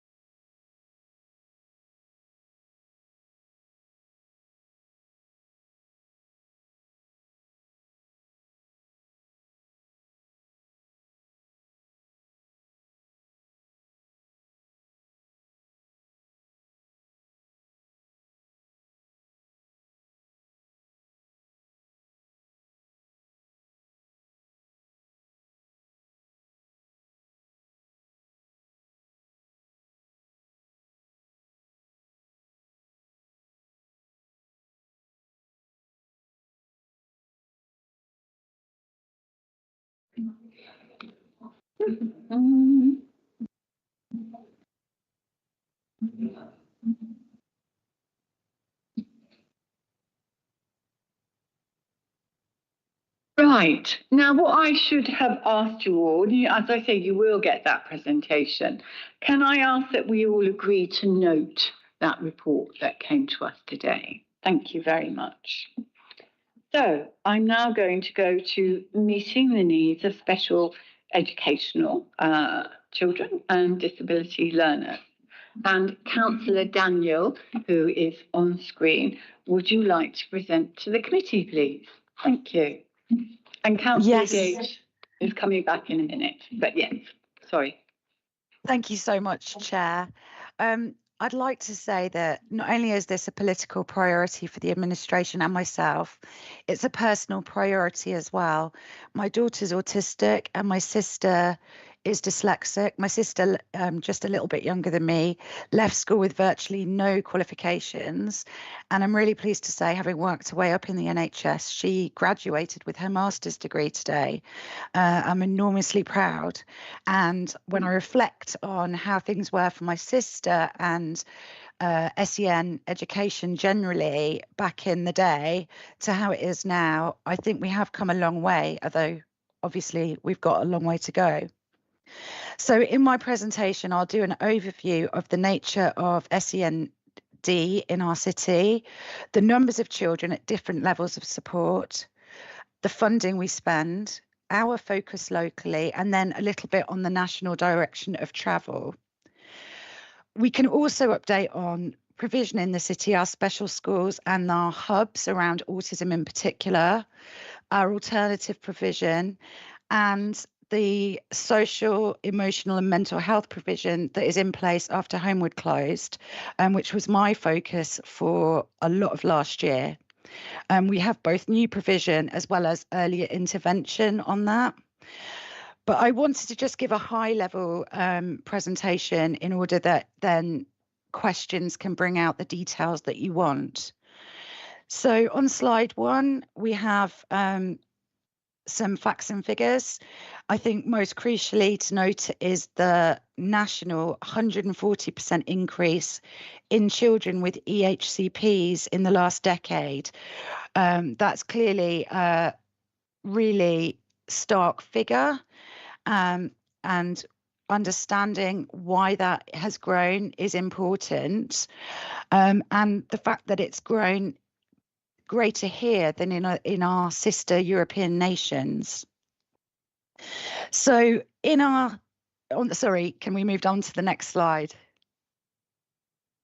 So we have higher need in our city in terms of SEND support. So we have 18% of children getting some form of SEND support versus a 13.6% national figure. And I say there's a higher need, but potentially we have better access and we enable more people to access SEND support in the city. So it depends on your point of view, I think, as to whether we are higher or whether we are just more accessible. The most important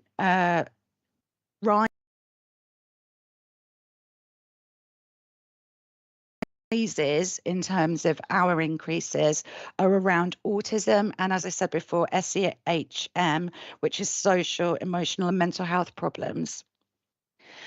So on slide 3, so I'm not sure how well this is showing for you, but we have 7,263 children who are identified as having a special educational need of some form. 5,492 children are getting some form of SEND support in school, but don't have an EHCP. And 1,771 have an EHCP. And this graph basically shows the direction of travel over the last decade there. So you can see that's the spread of the blobs on the screen. To give you context, we have 30,374 children in our education system. So that puts that figure into some overarching context. So next slide, please. So it can be hard to see, and I know that some members have got colour blindness, so I just want to explain this slide a little bit more. It shows different types of SEN need over a 10-year period, and the line that goes really high up from the quite near the bottom to quite near the top at the end of the decade is autism, and the next biggest growth is SEMH. So those are the growth pattern of those issues for SEN education provision over the last 10 years. And people might say, and I've heard people say things about, oh, there's too much overdiagnosis, and that's problematic, and people should, don't need all the support.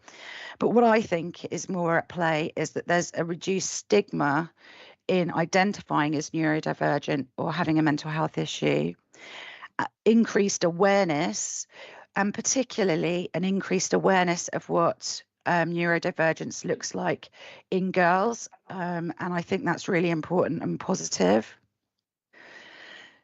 So the next slide, please. This slide gives you a figure of how much we spend specifically on SEND funding in education. And so that's £51.2 million an annum per year. But I would want to, and it's broken down into different ways here for the detail oriented among you. But I would like to note that schools are also spending on these needs out of their school grants. So that burden does fall onto schools out of their ordinary funding as well. And that is under pressure. So next slide, please. So like all our children's services, we are a good performing authority in terms of SEND education. But we did have recommendations, and members will note that I took through a paper on alternative provision last year. Our new alternative provision is rolling out over the city, and it's based on the pioneering work of Barking and Dagenham councils, creating in-school hubs and much, much earlier intervention, which is especially important where it comes to the social, emotional and mental health needs area. And note that some children will only need a short-term intervention. They won't necessarily have a lifelong issue, especially if it's emotional, but other children will have a lifelong disability. And then on slide 8, so this is the vision for inclusive education. And basically, the idea is that we move towards more inclusive mainstream schools, which really fits in with what we're doing here with our hubs in schools for people, autistic students. Earliest possible interventions, which again, we're starting to work on with hubs within primary schools for children with anxiety and other issues. To work on reforming the relationship between parent carers and local authorities in schools, which can be quite adversarial at times. And I welcome moves towards changing that and making it better and making better use of our spend. So one of my key aims is to bring as many children home to the city for education and care as possible, unless it's not in their best interest for safety reasons. And that does drive better value for money as well as better outcomes for children and families. So I am going to end there, if that's okay, Chair, because I'm aware you've got other witnesses to hear from. Thank you very much indeed, Emma. That was a great presentation on what's going on at the moment, and there's some shocking figures in there. That huge rise. I mean, it's quite extraordinary. And hence all the issues with it, and issues that as you say, there's greater awareness and less stigma. And so people are able to say these things. And I recognise from my years of teaching that I didn't have a term for it. But now I think, oh, yeah, those kids, and they were neurodiverse. And autism, I had ADHD, but there weren't the terms for it so much. And you had to kind of balance your teaching around these students, which was perhaps easier at sixth form because you had smaller classes. Very difficult with a big class of students. And often I noticed things hadn't been noticed until they were in sixth form, till they were 16, which amazed me. But those are just comments there. I'm now going to ask Ewan Hamilton to come and speak to us. So Ewan, if you would like to go and sit next to the director and Georgina, that would be fantastic. You're in august company.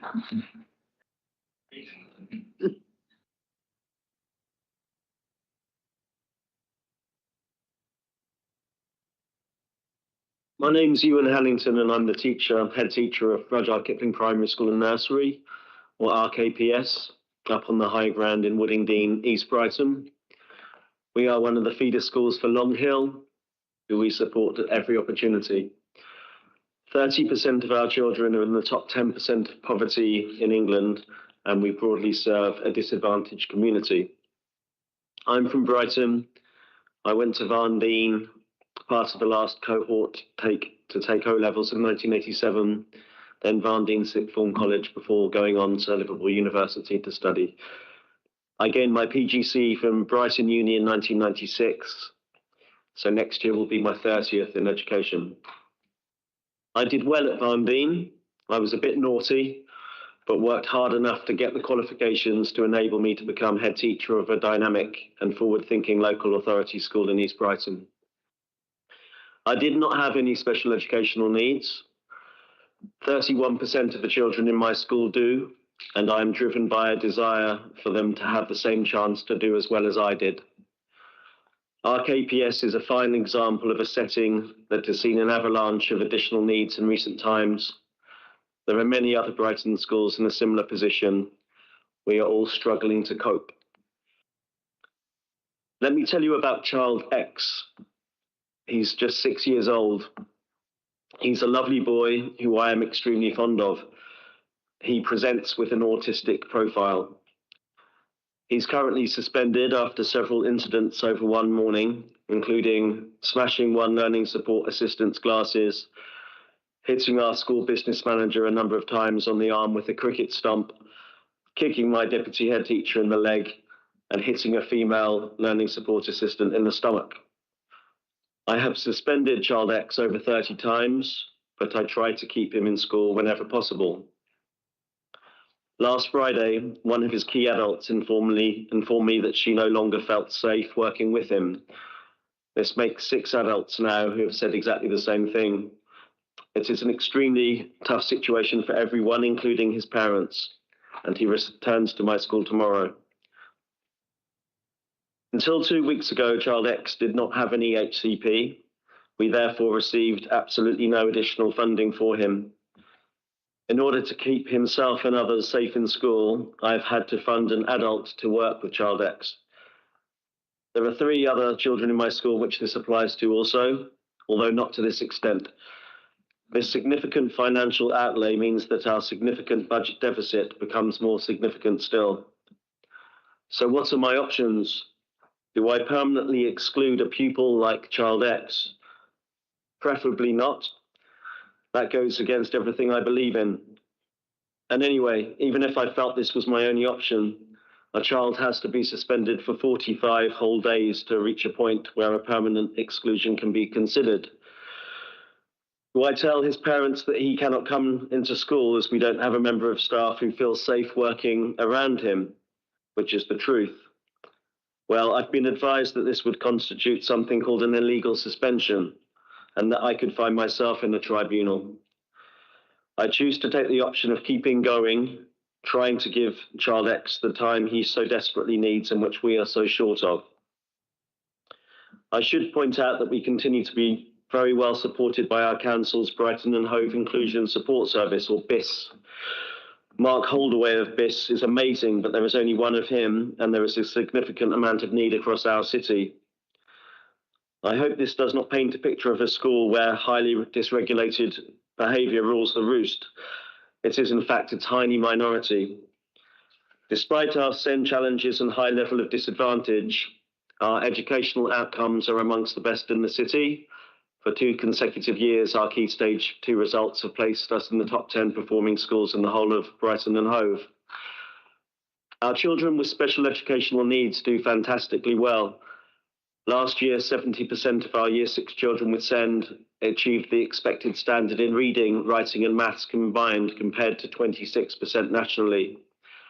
100% of our SEND children achieved the expected standard in reading, compared with 48% nationally, and it doesn't get any better than that. How do we achieve such excellent outcomes for our SEND learners? Firstly, by not excluding them.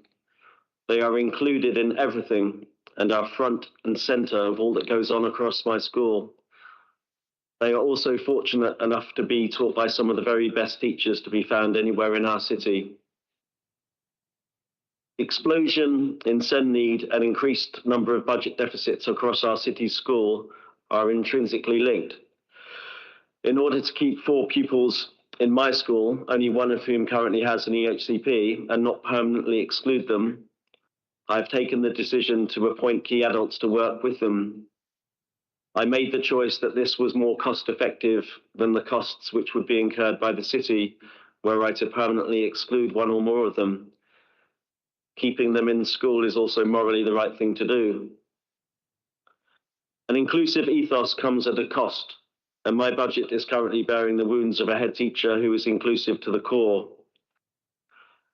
For a child with an education healthcare plan, EHCP, a school receives top-up funding of £2,250 or £4,500 or £6,750. Is this enough funding to provide the child with the tailored support they need to succeed? You have got to be kidding. For every child with a high level of need or complex needs who joins my school, a surplus budgetary position moves slightly further away. We have no choice but to try and approach things differently. I was ecstatic to hear last week that our school community will soon benefit from an Alternative Provision Specialist Task Force, or APST, this coming September.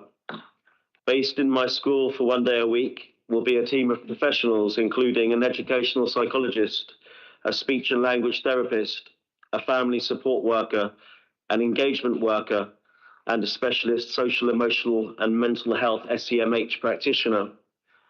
We will also benefit from having a specialist autism and language teacher as part of the team.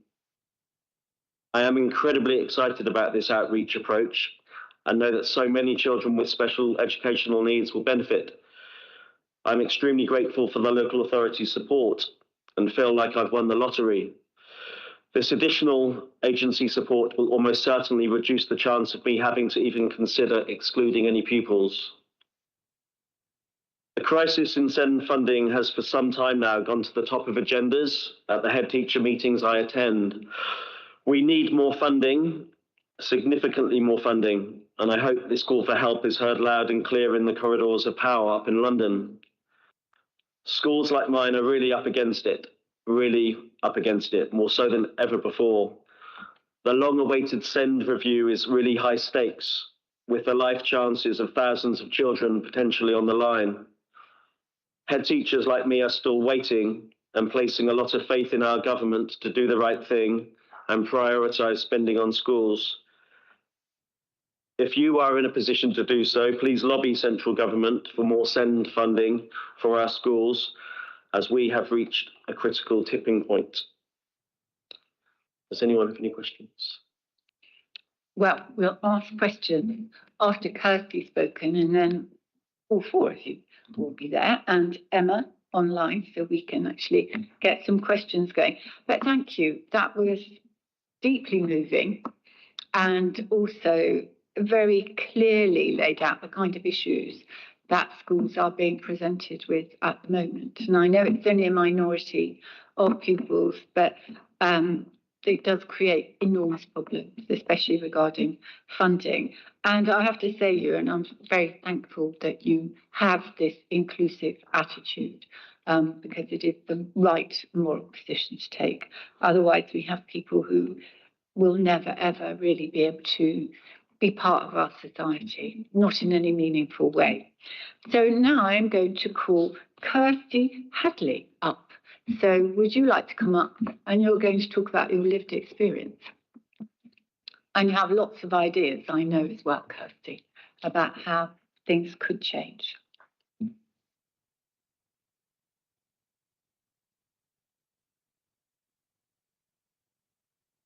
And in like 20 years. Okay, so first of all, thank you to Jackie Quinn for inviting me to be here, and to all of you for listening to my story. I'm a little bit sort of sassy because I've just come straight from Westminster. I've been there all day campaigning for More Than a Score, which is a local campaign to abolish SATs. So I've got some handouts for you all, because I think that these are interesting. Go back here. These, there's some really interesting SEND stats on here. There's some postcards as well.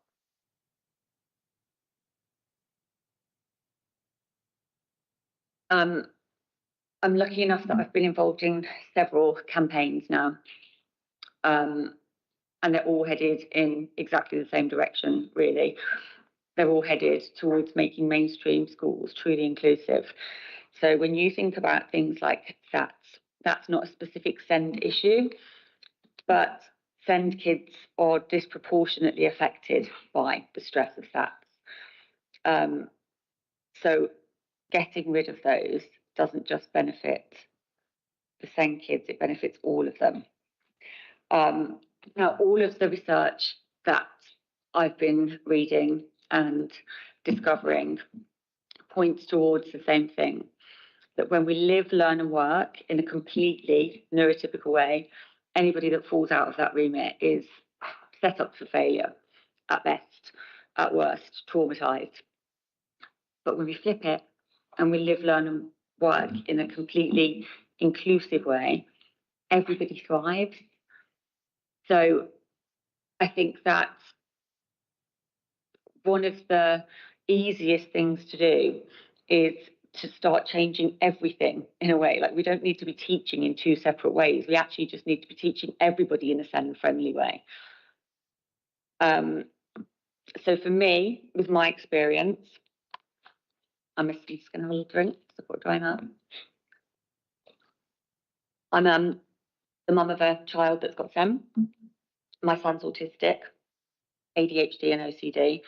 I'm ADHD with autistic traits and dyscalculia, so we've almost got a full house between us. We were both diagnosed in 2021. So I think I was 51 at that point, and my son was 10. So it's quite a huge difference. And the psychologist actually asked me how I'd managed to stay alive this long, or at least delivered my diagnosis. So, you know, we've always been there, the neurodivergent people, but for whatever reason, it's a lot more visible now. And yes, awareness is a big factor. So since receiving our diagnosis, I'm now an inclusion consultant for brands and businesses and organisations, and I do lots and lots of campaigning. I organised the first ever Sussex SEND Summit this year with Chris Ward, MP, which Jackie very generously gave her time to. I've lost my track. So my experience as a parent in Brighton and Hove, accessing an education of any description at all for my son has not been good.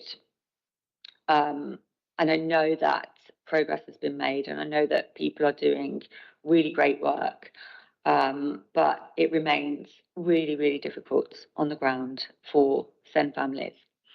My son's attendance started to slip around the time of the SATs. Those tests are pretty brutal for small children, and the anxiety and the stress and the sleeplessness quickly spirals into lack of self-worth, feelings of being broken and not fitting into a system, and then not feeling a part of the community at all. The SATs are then obviously a very close in proximity to the transition to senior school, or I shouldn't say senior school, actually my son calls me a boomer when I say that. It's secondary education. Those two life events for children are really close together, and they're both really stressful. So if you're already on the back foot from the SATs, feeling like you're a failure, you can't even pass the test, and then you're starting senior school, and that is brutal. Going from our primary schools in Brighton are pretty small and nurturing, and then you go to these massive, what did I say they were again? Secondaries. Secondary schools. I just it's sort of it's insane. He said actually my son gone from the top of the pile to the bottom of the pile. It's really hard. And what happened to us is when we started at Varndine School that we are at, and when my son started school, I knew that he would struggle. So I went in for a meeting and I asked for a part-time timetable, 3-day week, so that he could just find his feet, feel successful to begin with, like make sure he could attend those 3 days and then build up to the 5. I also asked for an EHCP to be applied for. Both of those requests were denied. I was told that the school needed to see a year's worth of evidence in the new setting, and that we would only be granted a part-time timetable once he couldn't do the 5 days. So it's a fail first culture immediately, which is just so upsetting looking back at it.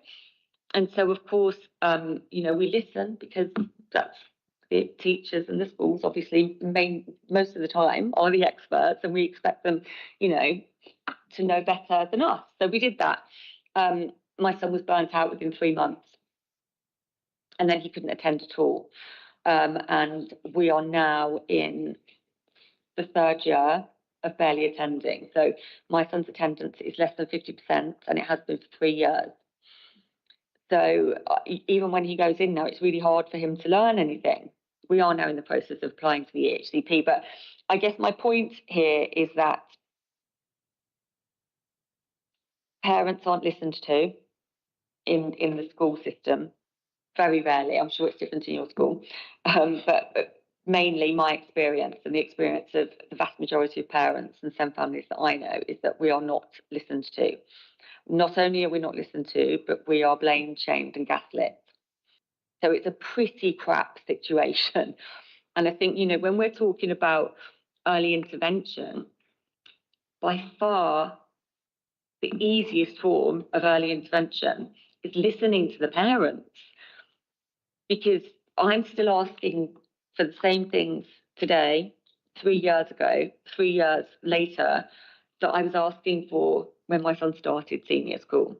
So that's 3 years when, if I'd been listened to in the first place, my son may never have fallen out of school.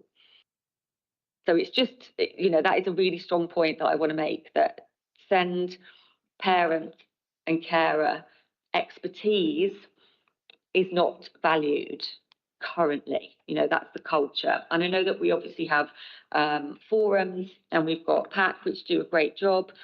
But yeah, we really aren't, we're not listened to, we're not heard. In fact, quite the opposite. And there isn't a lot of support for us out there either.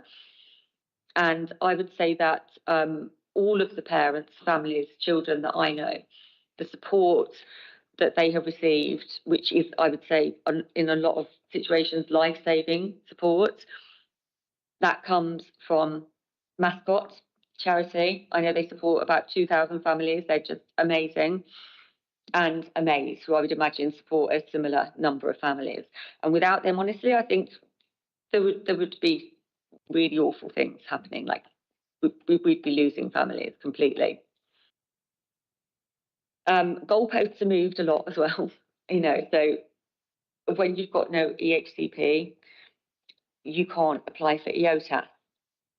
EOTAS, the education other than at school, which is the, you know, the working title of that provision, that was changed to medical needs provision, effectively locking out autistic ADHD kids from any assistance or provision.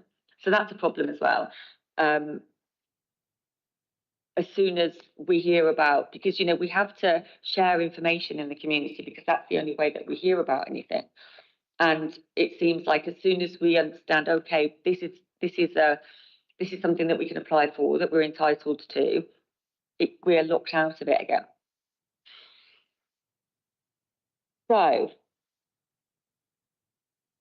So would you like us to start questions now? I've got a couple more things. Yeah, just a couple more things. And I think that, you know, obviously there are some brilliant things happening in the city. The Hive is amazing, isn't it? You know, that's really successful. I've got friends whose kids go there, they're brilliant. It's just not enough. We haven't got enough spaces. And I think it's really great to see in the presentation that there is a plan for change and that we are working on becoming more of an inclusive mainstream educational system. Great, but it's not enough for children like my son who have already been locked out of 2, 3, sometimes 4 years worth of education. So the kids, the cohort post-pandemic. And if we're piloting provisions inside mainstream settings, that's still inaccessible for kids that can't get through the school gate. So for me, what I would really love to see is something a bit more radical piloted in this city, because we're Brighton and Hove, right? You know, we're like the best city in the country. We have amazing people here. We have amazing talent, trailblazers. We should be the ones, like if there's anywhere in this country to be flying the flag for inclusivity properly, it should be us. There is a model that has proven to work, which is the 3 days in mainstream and 2 days in an outdoor setting. Now, I can send you case studies and evidence on this afterwards, but it's been proven that when children that are struggling to access a full week of mainstream education, when they are put on a 3-day timetable with proper structure, and then they get 2 days off to go into a forest school or a fishing school or a farm school, these kind of provisions particularly are really good, out in nature, moving around, fresh air, burning off energy. When this happens, their attendance goes up, their attainment improves, and their mental health is better. So it's almost like the less they go, the more they learn, you know, for some children. And I think that would be such a brilliant pilot for us to run in Brighton and Hove. And I actually think that's probably the direction that the education system should go in, full stop anyway, because I think that all of these things that are happening, you know, these brilliant different ways of learning are where we need to be headed. And I think that, you know, our children that are neurodivergent, they're not holding the rest of the education system back or their classmates back, and they're not a burden. They're actually showing us what the future of education could and should look like. We just need to pay attention. That's it. I'm done. Thank you very much, Kirsty. Thank you. It was very much what we wanted to hear, was a lived experience. And, you know, it's difficult to hear it. But thank you for coming today. And I know it's difficult and challenging to talk about your own situation. So I thank you for that. It was very helpful. And as a teacher of a long time, I have to say that when Curriculum 2000 came in, with the A levels, and you had AS levels and A levels, I saw the stress in my students rise stratospherically, because suddenly there were all these exams. You had exams, you could do exams in the January of the first year of sixth form, you could do it in the summer term, and then you could retake those exams the following year, plus your A levels. And they all felt they had to get an A star. So it massively increased it. My children didn't have to do SATs, but I can well imagine that what issues that causes, because children do become anxious and I'm worried that they're not achieving and they're not as good as everybody else. So I think that's important, and I love the idea of kids going to forest schools. I know a lot of schools in Brighton and Hove actually offer some kind of forest school activity. I'm not so sure at secondary level. I certainly know at primary. I know my own grandson went to a forest school nursery, which was brilliant for his confidence and his energy levels as well, hugely energetic. So lots of things for us to think about. So now I'm going to push it out to questions. I'm sure there's lots of questions on this topic. I can see Joe looking at me, but I don't know if you're going to put your hand up. Okay, so I've got Joe and I've got our new person. Okay, I've got Jasmine. I've got Julie. I've got Nicola. I've got Julie. Sam, are you? No? Fun? Who? Sue and Ellen. Yeah, Sue and Ellen. Have I got Adam? Oh, Joe, yes, you're going to say, Joe, I'm going to allow you to ask your question first. Okay. Oh, yeah, we've got Becca online. Fine, thank you. Sorry, I tend not to look up there, and I should, because I'm so busy looking at everybody around and hoping I pick everybody up. So, right, Joe. Oh, well, thank you, Chair, and thank you for the presentation. I think very powerful to have a head teacher and lived experience in the room. I'm really interested in this area. We work a lot with young people in the city with SEND, and about perhaps the deradicalisation of some of the pathways and what we can do about that. The slide shows talking about prevention and early help. I'd be very interested to hear what you think we could do better like that, because in communities we know that things like friendships are also extremely important, and the opportunities to access social activity in an affordable, what feels safe, and a good way. So I would like to ask what the kind of links to the community are in the alternative provision model, which sort of picks up Kirsty's point about young people who aren't accessing school, so that we build bridges and pathways between all the offers that we have within school settings, within community settings, and beyond. A great question. Thank you. Emma, do you want to speak first? Yeah, like you, I'd say what a great question. I hadn't actually considered it, but I'm gonna. I think we definitely should if we haven't already. So I'm going to hand over to Georgina to speak. Thank you.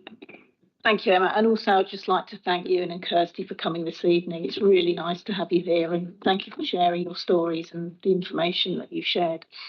In terms of alternative provision, there is a huge amount of work we're doing in this area, and we want to look at all the different options and pathways. There is 2 types of alternative provision that we're developing currently. One is in school, which is the early intervention work, and that's based on the 3-tier model for the Send an AP Change programme, which has been in some of the other slides and we've described. The other is the external provider provision, which is off-site. So what we've done is we've employed an alternative provision commissioner who is working with providers to develop our alternative provision offer, but also has brought in a quality assurance framework, because there's something around schools commissioning with confidence and making sure that all the checks and balances are done, because obviously as part of the Ofsted inspections now, if a child is off-site, the Ofsted inspector is quite within their rights to go and visit and make sure that that's of high quality and those children are getting some learning outcomes, and it's not just a containment, or they're getting something out of it in terms of their education.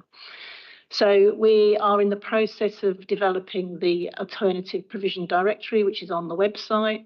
So there is a list now of providers that we are quality assuring that schools can then commission to deliver part of the education offer for their children or young people.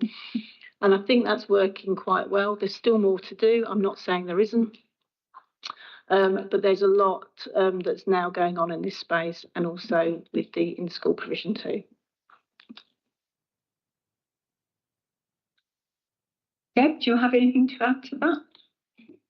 In short, Jackie, no, I think Georgina's covered it all. Thank you, Chair. Okay, thank you very much. I didn't want to sort of, deprive you of opportunity to speak if you wanted to. Okay, now Kathy. Kathy, like to hear from you. Hello. So I just want to say a bit about who I am before I talk about it. So I am a foster parent for Brighton and Hove. I have an 11-year-old, and I'm also a parent governor at Central Hub, which is the pupil referral unit. And so I'm here as a representative for special schools, but this is my first ever meeting. So this is obviously something that's enormously important to me, and like Kirsty, I've been on quite a journey. So I really want to back up a bit what Kirsty said, and then come to a question, which is that much as I admire and appreciate the work that's being done around alternative provisions and the early intervention in schools, in my opinion, it is a sticky plaster to what needs heart surgery. And my lived experience of SEND need, and in particular SEMH, although obviously many foster children across the city have multiple complex needs, is that even with wonderful teachers like the head teacher here and what we've heard about, the school system is not appropriate for those children. And I would absolutely like to stand by the stats, testing children, having a rigid fixed curriculum, which is the national curriculum, and having these very tight targets that need to be met, and having these class sizes are going to make bringing in little units, which I know are already happening in the city, and I know some of the children there, I really feel very dubious about the success of it, much as I want it to work. In my view, the question that needs to be asked is a bit like Kirsty, is could we not be brave enough to do something really different? Because we need to, and for me, the key, if we have to work within the system which we have, which I do not feel great about in many ways, the key things are getting rid of testing and bringing class sizes down. If you brought class sizes down to 20, maybe we would not need these units, because the dynamics would be different. So my question is, I appreciate everyone is, the work that's been done on this, and I'm seeing this every day. I really think we have to be more radical, and if we're not more radical now, then I think, like Kirsty's saying, the children are bringing the change, and this is a spiralling thing, and I feel I'm really concerned that these units won't have the effect that we want them to have. So that's, it's not exactly a question. Is that okay? No, that's fine. It's fine. It's a comment, and I think, Emma, do you want to respond to that? Yeah, well, first of all, I'd like to say thank you for everything that you're doing, both as a governor and as a carer. We obviously really appreciate that. I personally think that we've developed the alternative provision programme on very good evidence. Barking and Dagenham have put that early intervention in place. It's been tested and the outcomes for children are very good. Now, that is, and so I would like us, I'm confident that that is the right approach. And one of the reasons I like it is that children maintain their networks, their friendships. They don't necessarily have to transition out of school and back in again, unless that's required. And as Georgina explained, there are options that are off-site if being on-site is the main barrier. So I think there's more positives to it than negatives. Having said that, is it a sticking plaster? For some children, as you know from your governor role, AP is a transitional place. So it actually provides a holding space while needs are assessed, and someone might go on to a more specialist, longer term placement that's more appropriate for them, and rightly so.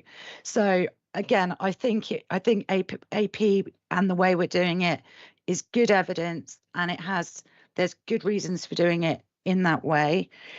In terms of should class sizes come down, and do we need to sort of use funding differently and have more investment?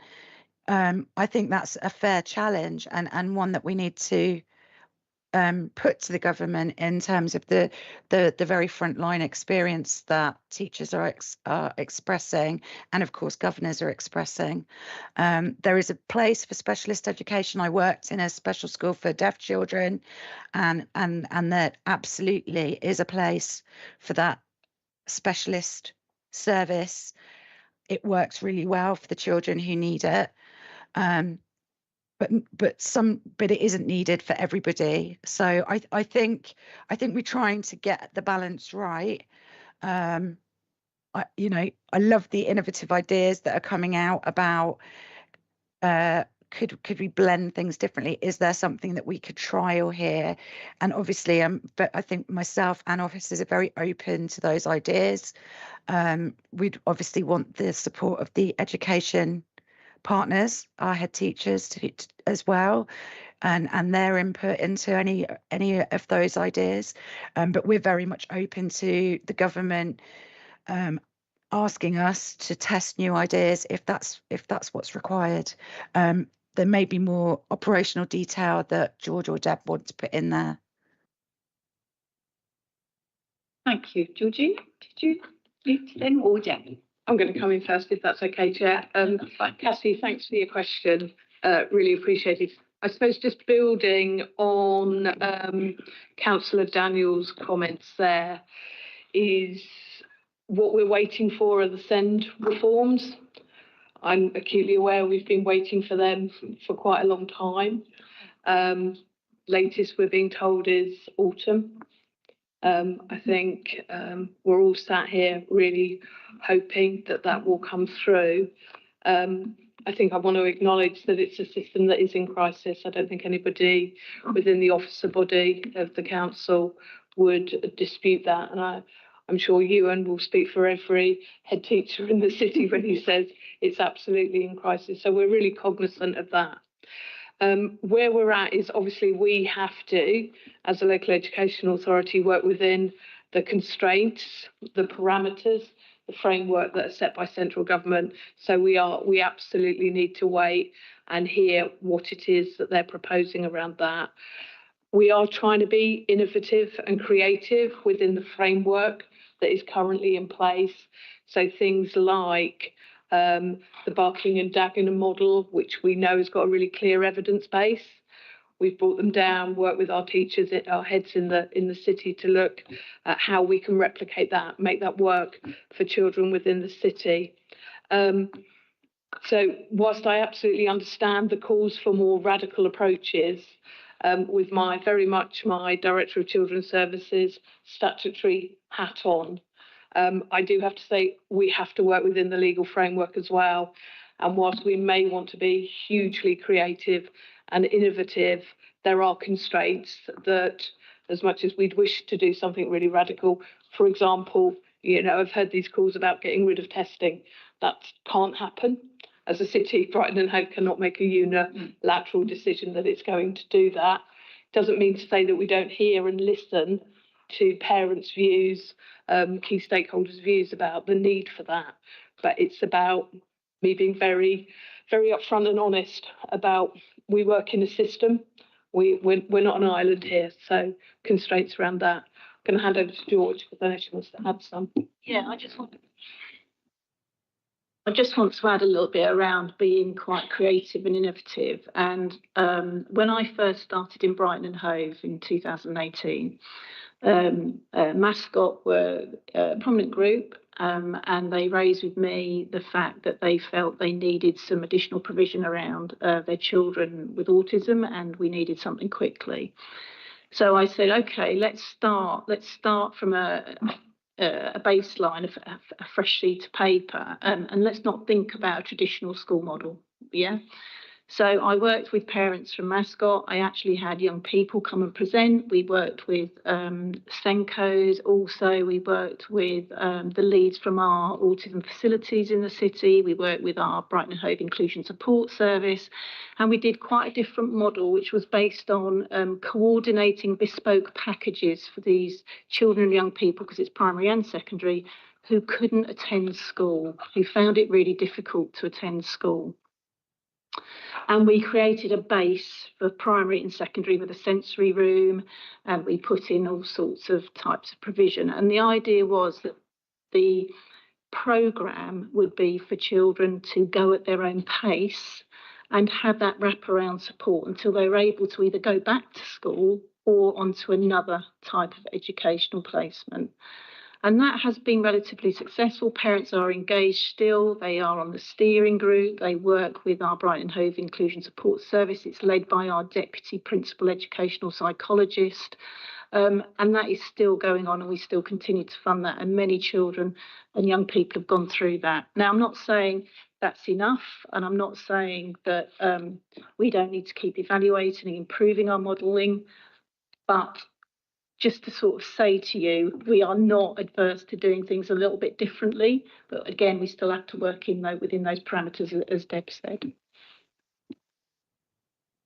Thank you very much. Thank you. And thank you for your question. Kathy, do you want to come back on that? Can I just come back with, yes, very brief. So I just want to raise two more points. One is that, thinking about Mascot, and I'm involved with that as well, that there's also a big cohort of children with SEN who aren't in school at all. And I know that's a slightly separate with the Children and Wellbeing Bill and home education, but there are a lot of kids who just aren't in and who aren't even on the radar anymore. The second point, which I think is really, good hearing about the autism, and I think this is something I meant to raise before. So mainly in my world, most of the children's primary need is social, emotional, mental health.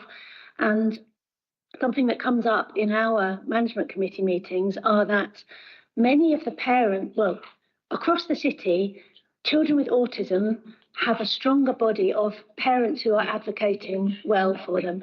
Children with SEMH, not exclusively, but are often coming from very underprivileged environments and do not have those parental advocates. So I think that's something to really take into this, is that apart from foster carers, some of us who are quite vocal, many children with SEMH are not getting the advocacy. So that work, I don't think, it's not at the same level as with autism. That's what we feel in the SEMH world. Thank you. Thank you. Emma, would you like to respond to that? I would. She's absolutely right. She's absolutely right. I mean, neurodivergent families research things, get all the information. Like it isn't the child that's just neurodivergent. The whole household's generally neurodivergent. And yes, we're quite determined in terms of getting our points across. And I think she's absolutely right to say that in terms of advocacy and voice, and I'm acutely aware of it, having worked on this last year with the closure of Homewood, and then the new provision that's been opening up. Yes, those children, very few people, apart from people that are whose job it is to do that work, are pushing for those children outside of that system. You don't get people turning up with petitions for them.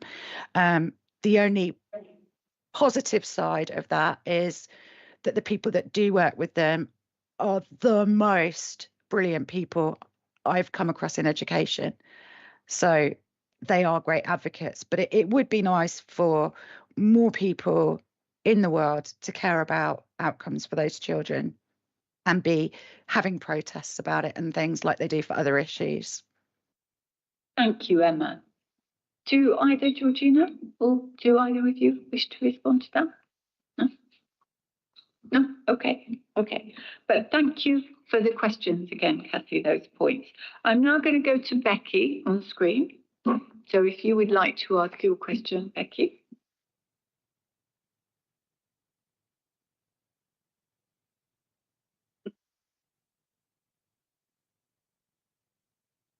Hi, thanks, Councillor Quinn. So I just wanted first of all, just to thank you and just for his inclusivity that he spoke about, and also to Kirsty as well for sharing her lived experience. And I completely agree with what you said about living in an inclusive world and the benefits from this, and also the need for more flexible provision for those who need it. And I also echo that parent carers don't feel listened to by their child's school always, and the expertise that they have about their child gets ignored. So I've just got a few comments, a couple of questions within that as well from the PAC steering group. Obviously, I sit here on behalf of PAC. So with the new Director of Education role in place, it's good to see the framework of next steps for education in the city. Work around education feels more joined up and inclusive of SEND, which hasn't always been the case. The areas of development will have a positive impact for some children and young people, for example, autistic pupils and those who have social, emotional, mental health needs. The realities for families, the council and schools is that for a long time need has far outstripped supply. As we mentioned, SEND is in crisis across the country. PAC will continue to challenge Brighton and Hove City Council and Health to address gaps in provision for cohorts where development is still needed. For example, children and young people with broad and neurodivergent profiles, and those who are autistic and have social, emotional, mental health needs and don't fit the criteria for the Hive. The parent carer community needs to receive timely, informative and accessible comms that outlines developments with the education work, including data around how many children and young people are positively impacted from the work, but also transparency around gaps in provision and timescales to address these. Morale in the STEM parent carer community is very low due to media leaks and hype that everyone's probably aware of, and worrying messages from the government with regards to welfare benefits and STEM reforms and articles that focus on local authority finances rather than need. PAC hope that the Labour administration will take this on board and show the support to families that was outlined in PAC's recent letter to councillors. Many families are going into the summer holidays feeling demoralised and concerned about the lack of holiday provision and educational provision for September. PAC would like to highlight the huge scale of work that will need to happen with the next stage of the change programme and the upcoming SEM reforms. We question if there is enough capacity to carry out this work and whether the local authority will be able to recruit quickly to roles to provide extra capacity with any funding received from the government. Lastly, PAC would like to highlight the importance of listening to families and working in close co-production with PAC within these areas of work. Thank you. Thank you very much, Becky. Lots of interesting points there. Emma, would you like to respond to that? Yes, thanks, Chair. Thanks so much for acknowledging the work we've done to join things up and to develop at quite pace, even though we have included people, that new provision. But as you say, there was a gap before, so that need does back up. And so even with new provision being put in place, I would acknowledge that probably more children than will get it would benefit from some of those interventions, at least initially. So I think that's a fair point, and all I can do is work as hard as possible with officers to make sure that we keep retain that relentless focus. I completely accept the point around info and communications to parent carers. I think we can do a lot better than that. I know we've committed to, and you've committed to supporting the council in doing that, which is really welcomed and very much needed. We have invested in £100,000 over 2 years in holiday provision for children with the very highest support needs, to have some holiday club provision, because they genuinely, even if their parents paid for it and could afford to pay for it, it just doesn't exist unless we provide it. And that was testament to parent carers, with the support of PAC, putting the case to us that was needed, and those spaces are coming in from this summer. In terms of what you're saying about that sense of anxiety and feeling demoralised by change, I think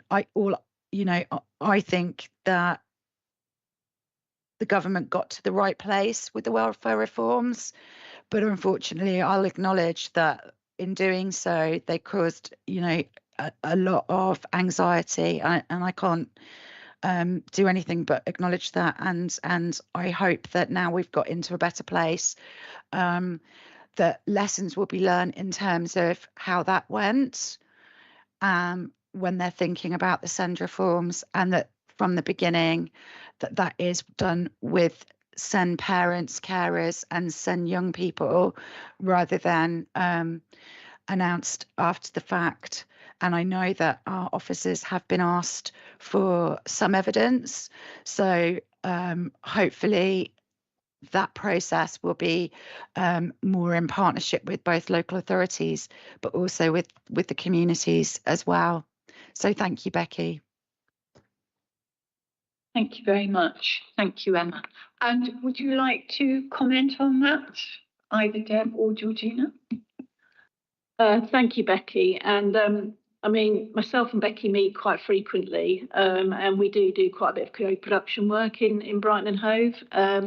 So particularly on provision development, and I think, we all acknowledge that the SEND system isn't where it needs to be. We know that it's in crisis. We know that there's lots and lots of difficulties happening nationally as well as locally. So, we are trying to do, I guess, as much as we can, as quickly as we can. I think the SEND and AP change programme, which is been, I think, quite transformative for us in terms of Brighton and Hove. We've managed to put in quite a bit of provision in quite a short space of time. We've managed to recruit to absolute key roles such as the AP lead and also the SEND and AP change programme manager, and is reviewing a lot of the systems that we've currently got in place. I think there's something around, and I just did want to touch on the social, emotional, mental health, because that's my background and I feel very passionately about that group of children, that cohort. We do in Brighton and Hove have a really excellent social schools mental health service, which we have 2 days a week of primary mental health worker time in each of our secondaries, and we have our mental health support teams in our primary schools. So I know we always think about provision, but we don't always think about the services that do the outreach and support in the schools. And we do have a really highly valued Brighton and Hove inclusion support service. There's a range of support across all the different needs that we have in the city. And I know that Becky has been working with the Brighton Hove Inclusion Support Service to deliver training with them on some of the national initiatives that have been happening. So, I think what I want to say is we hear you, we want to work with you, and we are going to improve and get better together. Thank you very much indeed, Georgina. Thank you. Right, I'm now going to go to Jasmine, if you would like to answer your question. Thank you, Chair. And I also want to say thank you to Kirsty and you, and it's really nice hearing from you. So my role here is to make sure that young people are heard and represented. So my question was more around how are SEND children, SEMH children specifically included in designing how schools are meeting their needs and how they'll be included in the future. As when I was looking at the community engagement consultation, it mentioned some stakeholders but didn't specify who. And it was really nice to see with the Parent Carer Council being involved, as they're obviously a great group of people, but it's also important to know that there may not always be synergy between them and the young people themselves. So I wanted to ask if you have had any sort of first-hand information from them. Thank you. Yeah, great question. Thank you, Jasmine. And Emma, would you like to respond to that? No, I'm going to go straight to Jess or Georgie? Yeah, sure. Georgie. So first of all, in terms of the SEND strategy, we did some really detailed piece of work with young people, young people with all different needs, and in our special schools for some children and young people who find it difficult to communicate as well, because also we need to listen to their voice. And so we realised that it wasn't always easy for them to feedback. So we employed a graphic facilitator to do some pictorial representations of how they felt and what they wanted to see in terms of that SEND strategy. And if you look at our SEND strategy, you will see the pictures that the children created right through it. It's absolutely central. Their voice is heard right through that strategy and what they want to see. In terms of the principles of belonging, and you'll see that in the slide deck. Again, that was done with all of our groups of young people. We had the same graphic facilitator who went out and met with all different groups of children and young people, including those Black and global majority young people, to make sure, again, that their voices were represented in those principles of belonging. And I have to say, those principles of belonging are now the baseline for our framework in terms of inclusion. And Senkos are really keen in the city, and we call our children in the city child. They're our city children. To measure impact in terms of the interventions they put in place. So they look at those 5 outcomes and they say, okay, how well are we doing in terms of that sense of belonging for our children? That answers your question. Thank you, Georgina. That was great. Okay, I am now going to go to Miller, please. Councillor Gage. Thank you. Thank you to both our guests for joining us today. And it is so important to hear your perspective as a head teacher and a parent. As a parent myself of 2 school-aged children, one of whom's just been diagnosed with ADHD, I understand something of your experience. As a former school governor in Brighton and Hove, I understand something of the school experience. And as a former deputy chair of a learning disabilities and autism charity, I understand for adults, I understand some of that experience as well. But mostly what your testimony called to mind for me was my own experience growing up with dyslexia. It's quite triggering to hear the experiences of others and think about them. I struggled just about through my GCSEs and then absolutely flunked everything thereafter. Withdrew, fell into a severe depression, really struggled. And I'm coming to my question. Some of the disengagement and the overwhelm that I was experiencing was interpreted at the time as laziness and an unwillingness to engage. And I think part of that possibly was because I'm a girl who was presenting in those ways. So in an understanding that obviously disability is a protected characteristic in itself, I would like to ask officers and others present how we are acknowledging intersectionality of the other protected characteristics with SEND in our strategy and making sure that we're catching the difference in how girls and boys might mask or present, particularly with reference to neurodivergence. Thank you, Miller. That's a great question. Again, thank you. Would you like to answer? Okay, I am going to go to Georgina. Yeah, I think that's a really good question. And I do think it's something we need to be better at in terms of looking at all the intersectionality and the different protected characteristics and how they, overlap and come together. think particularly as well with girls and autism, we are seeing a much higher diagnosis rate. So, and there is something about how we might want to work with those groups differently. And I think one of the things we want to do with our provision development is make sure that we have a range of provision, that it's not just one type, you know, and autism provision is this type and it's only this type and we don't do anything different. We need to think really creatively about how we meet the range of needs and have that kind of incremental provision available to our children and young people. So certainly that is something that we need to be looking at as we move forward. We have work streams in place now, which we have two work streams, one on SEND sufficiency, which is making sure we have enough services and provision in the city for SEND, and one on the development of SEND and AP and wellbeing. So we have two, of which Becky from PAC sits on. And it's in these work streams where we have head teachers and other stakeholders in the city, where we are looking at the data and bringing those data sets together to look at how we develop that provision going forward. So we are on it, we can do better, but you know, we are getting there. Thank you very much. Deb, did you want to add anything? Was that? No, just to support what Georgina said. I think if you ever think that you've cracked this, then you're in the wrong place, really. It is very much about recognising that there's always work to do. Yeah. And as she said, we're making a start, but we're nowhere near where we want to be or need to be.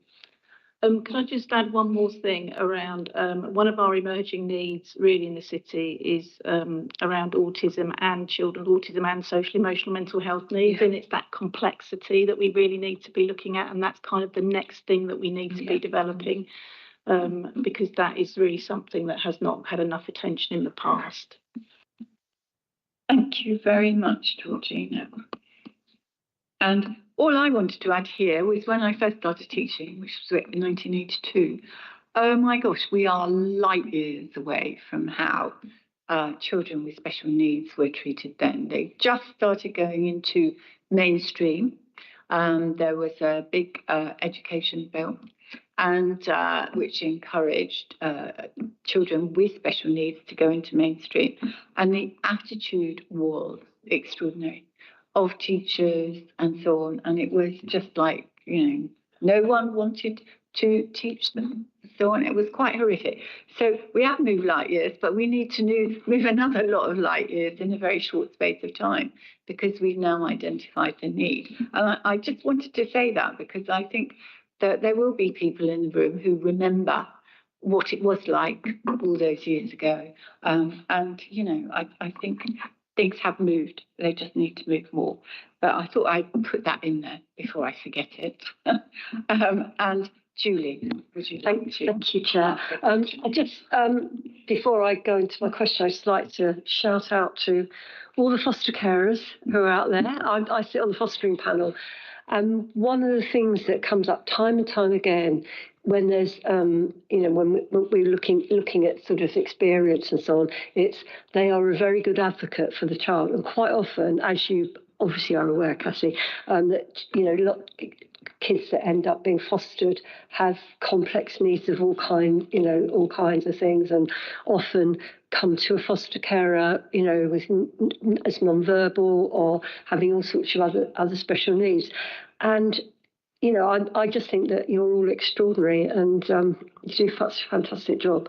I've got a panel tomorrow as well, actually. So yeah, it's great, and we're getting more and more of our own foster carers, which I'm really proud of. I'll go on to my question now. Thank you. It's about this is probably for either Deb or Georgie. It's about the additional SEND units that you're looking at putting into mainstream schools, if I can call them that. And I know that some schools have already got them. I mean, the primary school where my kids went has got a lovely little garden room, which is for you know, for people to take time out and to have special lessons and so on. So have we got a full programme planned out of putting units of some description, whether it's just a room, or an actual physical building, and what's have we got a funding stream for it? Yes, the answer to both. So we started out with 5 internal intervention spaces, inclusion spaces, IIS as they're called, which is based on the Barking-Dagenham model, and we've built a community of practice around that. So we have a really experienced Senko, our deputy principal EP, and the leads for each of those IISs meet on a regular basis to develop the models.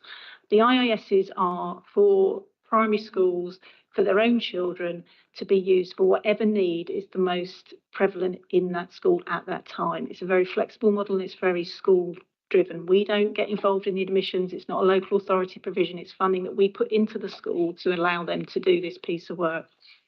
We are now, these have been going for 2 terms now, and we're now in the process of evaluating that model to tweak it. We have a plan to roll it out to another 8 schools in January, primary schools, and then we're expecting to basically continue that rollout until all of our primary schools in the city have one. But we want to do it built on the best evidence that we have, that we're continually evaluating and looking at that model and tweaking it.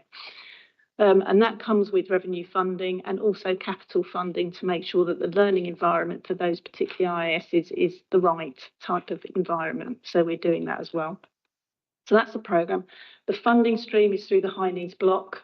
We've put some money aside for these IISs. That's all budgeted for, so it's ongoing. So yeah, that's our budget stream. So yes. Thank you.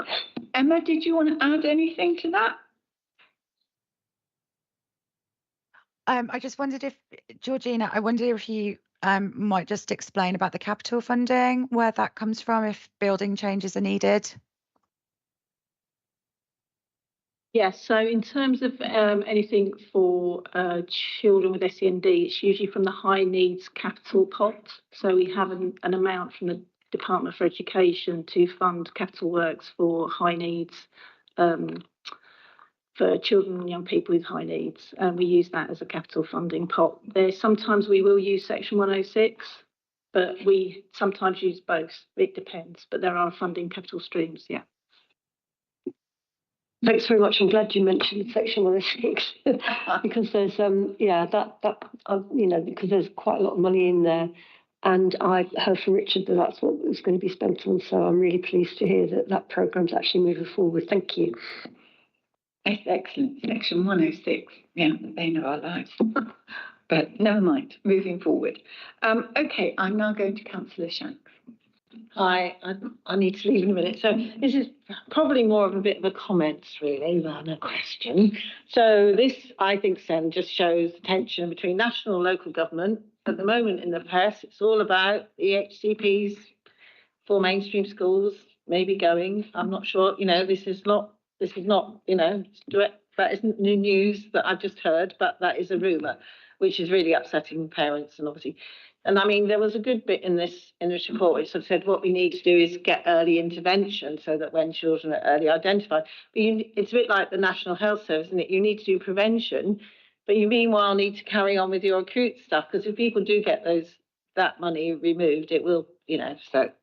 So I suppose I'm just wondering about that tension in terms of developing our own strategy. Meanwhile, we do need to wait, in a sense, to see what's happening nationally. I agree with about stats, and I mean, the other sort of elephant in the room is sort of mobile phones, social media, which I think have a huge impact on young people in terms of social and emotional health, maybe. And years ago, similar to Jackie, well, I was in education, but I was in youth work. And, I ran a summer project in my youth club, which was about integrating young people with disabilities. And I was actually employed in Ealing Council to do that. So there's so little sort of out of school provision now, I think, as well. That's sort of, I'm sure Adam agrees. So, that in terms of children's mental health, that sort of access, you were talking about access to the outdoors, I used to drag kids up mountains all the time. So I think that is also a factor that now, because national government we had austerity, local government ended up cutting youth services a lot nationally. But anyway, that's more of a comment really. But I suppose I don't know when this is happening now with national government, but you know, that we are aware of those changes, and I know you are. Yeah, I agree. It'd be nice to know what's going to happen. Emma, do you want to say anything on that note? It's very difficult for us to say anything, isn't it? From my point of view, I don't feel that there's a big divide between us and the government. I think the aim of better outcomes, fairer systems, and better educational support for children with SEND needs is very central to my motivation for being in politics, and I'm sure Bridget Phillipson's too. So I don't feel that there's a big divide. I have seen rumours in right-wing papers as well, but I think what I would say on the EHCP processes, I think that we would all like to see some evolution of that process that feels kinder and more supportive to parents, that professionals feel less that they're put in an adversarial position where they feel that they're having to have arguments with parents, head teachers, or whether that's head teachers or whether that's our social workers. I think we are trying to move in that direction by avoiding tribunals wherever possible, using more monitoring the levels of tribunals and trying to monitor the mediation that's involved, because we want to move away from that ourselves. And so for me, I feel like where we are is in the same direction as the information that we've had so far about where government and civil servants think we should be. And I just hope that when we get the news about what's going to happen, that it's news that we can all support and think reflects the experiences of educators, social workers, parents, and children and young people. Thank you very much, Emma. That was very helpful. Yes. What I meant in terms of national local government is its funding partly. Funding comes direct to schools from national government. Local authorities have to pick up more of the bills around school transport and around SEND. So I think there's always that tension between who funds what, and that which isn't helpful. Really. Yeah, and costs have grown so much. Yeah, Kirsty, do you want to add into that? Yes, fine. Thank you. It's my teacher.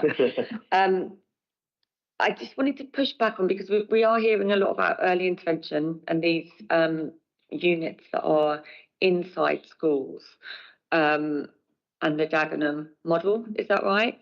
Yeah. But I wanted to push back on who is accountable for providing an education to children like mine that haven't accessed a suitable education for 3 years. So the entirety of his, what's it called again? Secondary education, it has been completely missing. And this is an urgent issue, because there are hundreds of children like mine. This isn't just me. I'm not sat here today just for myself. I'm sat here to be the voice of all of the parents as well that find themselves in this really very heartbreaking situation of having no suitable education for their children. And most of us have been torn out of the workforce as well. So it's impacting our lives in every possible way imaginable. And it does feel like there is no accountability for this. There's no accountability from the local authority, from the school, from central government. And I know there's something called Section 19, am I right? Yeah. Yeah, because doesn't that mean that the responsibility of providing some sort of provision lies with the LA? Because we've never been supplied with anything, nothing at all in 3 years. Nothing. We've been offered nothing Kirsty, I'm going to have to pull you to a pause in there because you're asking a question and I've got lots of other people. But Emma, would you like to respond to that in some way? Because I think that is an issue, or Georgina, if you would like to give some kind of response to that. It's quite tricky for me because I don't know the ins and outs of your case. I don't know I think Georgina might have information about how to take that forward. Yeah, I'm happy to speak to you about your individual case because obviously I don't know the details and I don't know the situation that you're currently in. I mean, yes, we do have a duty under Section 19 for children who have medical needs that are not able to access mainstream school. But there is a process that needs to be gone through in order to, for us to provide that. I've gone through that process twice and been denied access. Okay, so Still, yeah. So right, okay, Kirsty, we're just going to need to.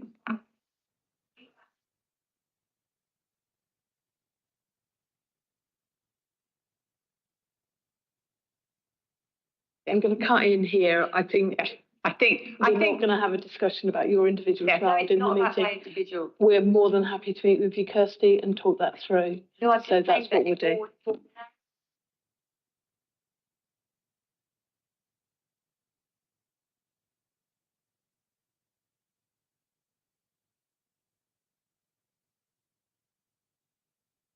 Yeah, I think yes.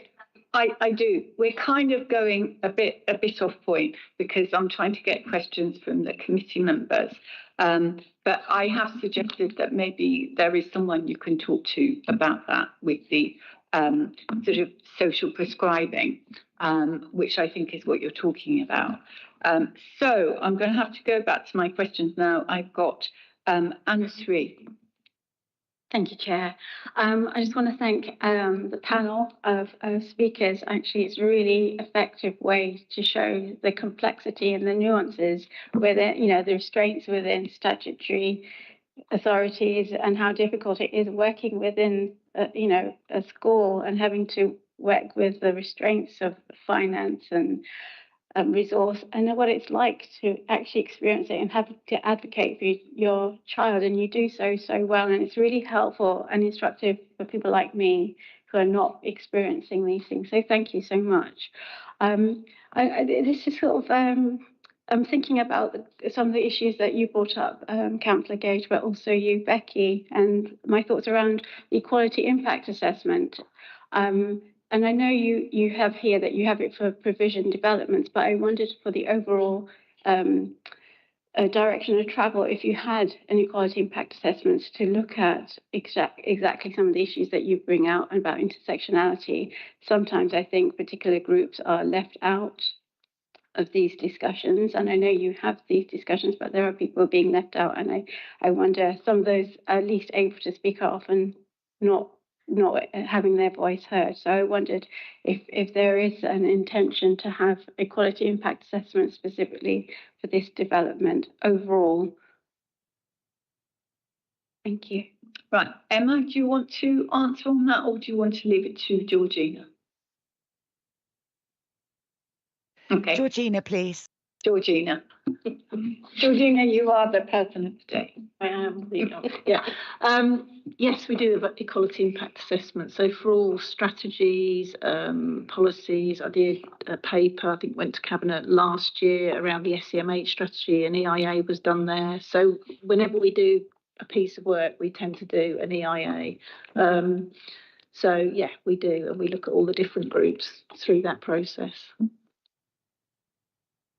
Yeah, I do appreciate that, but I just wondered if it was possible to come with this paper just so we can get because there are people who I don't feel are represented. I can't tell, and I know there would have been work done, definitely. I know you've done it, but I just wondered, is it possible to get a sense of the overall equality impact assessment? I know you have one for specific. Sorry, forgive me if I've misunderstood, but just something that covers the overall sort of development. We wouldn't have one for an overarching service area, which is what this presentation to committee is today, Anna-Sri. What we would do is for, as Georgina said, for particular strategies. So if we were coming today, for example, to present the SEND strategy to Scrutiny Committee, that would have an EIA that's underneath it. What's being presented today is just an update on the various bits of work that we're doing. So there will be a number of EIAs rather than one overarching service EIA. We don't have one of those. So from that, Debs, can I take that when the new policy is developed, there will be some coming forward? Absolutely. That we will be able to look at. Absolutely. Because I do think they're important. So now I'm going to go to Ellen. Thanks very And much, then we've Chair. got Ellen and Adam, and then that's the questions done. Great. Thank you, everyone, for presenting today and sharing your experiences. And I think from listening to everyone, my concern is around the place of limbo that children and families find themselves in when they're waiting for a diagnosis or an ECHP and before they're taken seriously. So I really take on board what you were saying earlier, is not taken seriously until you've got that in place. And what those vulnerabilities are. And I've actually seen that burnout in a 6-year-old, one of my daughter's little friends. Very curious little boy, wants to be a scientist, school not engaging with him in the right way and not giving that flexibility simply just for him to have lunch separately. That was really the key ask. Now he's been taken out of school to be homeschooled. His mum has had to drop out of work. So there's those knock-on effects as well when there's that lack of flexibility. And granted, there are schools that are obviously engaging in the right way and working hard to keep children in mainstream education. So well done to you and the work that you're doing there. I just hope that there's more encouragement for other schools and support. Maybe they need that support and education as to what they should be doing when they are presented with a child with unique needs and vulnerabilities. And the other thing that has been raised a couple of times is that rise in diagnosis. And maybe that's less the problem. It's more the lack of flexibility of the current system that we need to be focusing in on. Thank you. Thank you very much, Ellen. Emma, do you want to say anything? Or do you want to go? Yeah. No, yes, please. Yeah. So no child should require a diagnosis or an EHCP to have their needs recognised by a school. And whilst I know we have heard some stories today and they exist and they're very real of families feeling that they're not getting the support or the flexibility they need, I do just want to say that I know an awful lot of families are being incredibly well served by our primary and secondary schools, whether that child has a diagnosis or an EHCP or not. And I do think that head teachers are incredibly motivated, in my experience, to do things. So when my daughter was going through school, she didn't have a diagnosis or anything initially. She was allowed a quiet zone outside of the classroom. There was a lot of thought given to how to make sure that she was happy at school and enjoyed learning, which has stood her in good stead. I'm not to say everything was perfect, and not to say that people who haven't had that experiences voices aren't valid. I just want to put a bit of balance in there that, for many thousands of children go in our school system with SEN needs, not all of them have an EHCP, as I showed you in that graph. Not all of them have a formal diagnosis, but most of them, I think, are quite happy in school. But what we need to focus on is those children who, as you rightly say, who aren't able to access an education, and that the offer that we have isn't working for them. And I definitely do want to hear more about that. And I think my action from today, I do know how many children are waiting for an EHCP at the moment, but what I haven't scrutinised myself is the figures around people taking their children out of school and their reasons for doing so. So I will be looking at that, but I just don't want to give I just want to say that we've heard that, you know, I know many children with autism, ADHD and other disabilities who go to Barndine School are very happy and and really enjoy it there. There are, you know, I just wanted to speak up for those schools because I feel like we have focused on, rightly so, where the challenges are, but I also want to put praise on where people are absolutely 100% rising to the challenge and meeting need as well. Thank you very much, Councillor Daniels. And do you want to say anything on that, Georgina?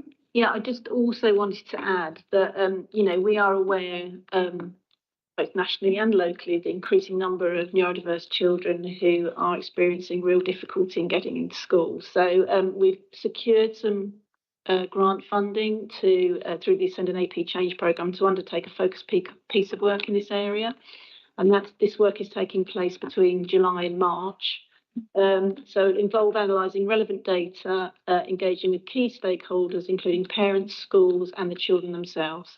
And our goal is really to develop more effective pathways that enables that early identification and support at the right time.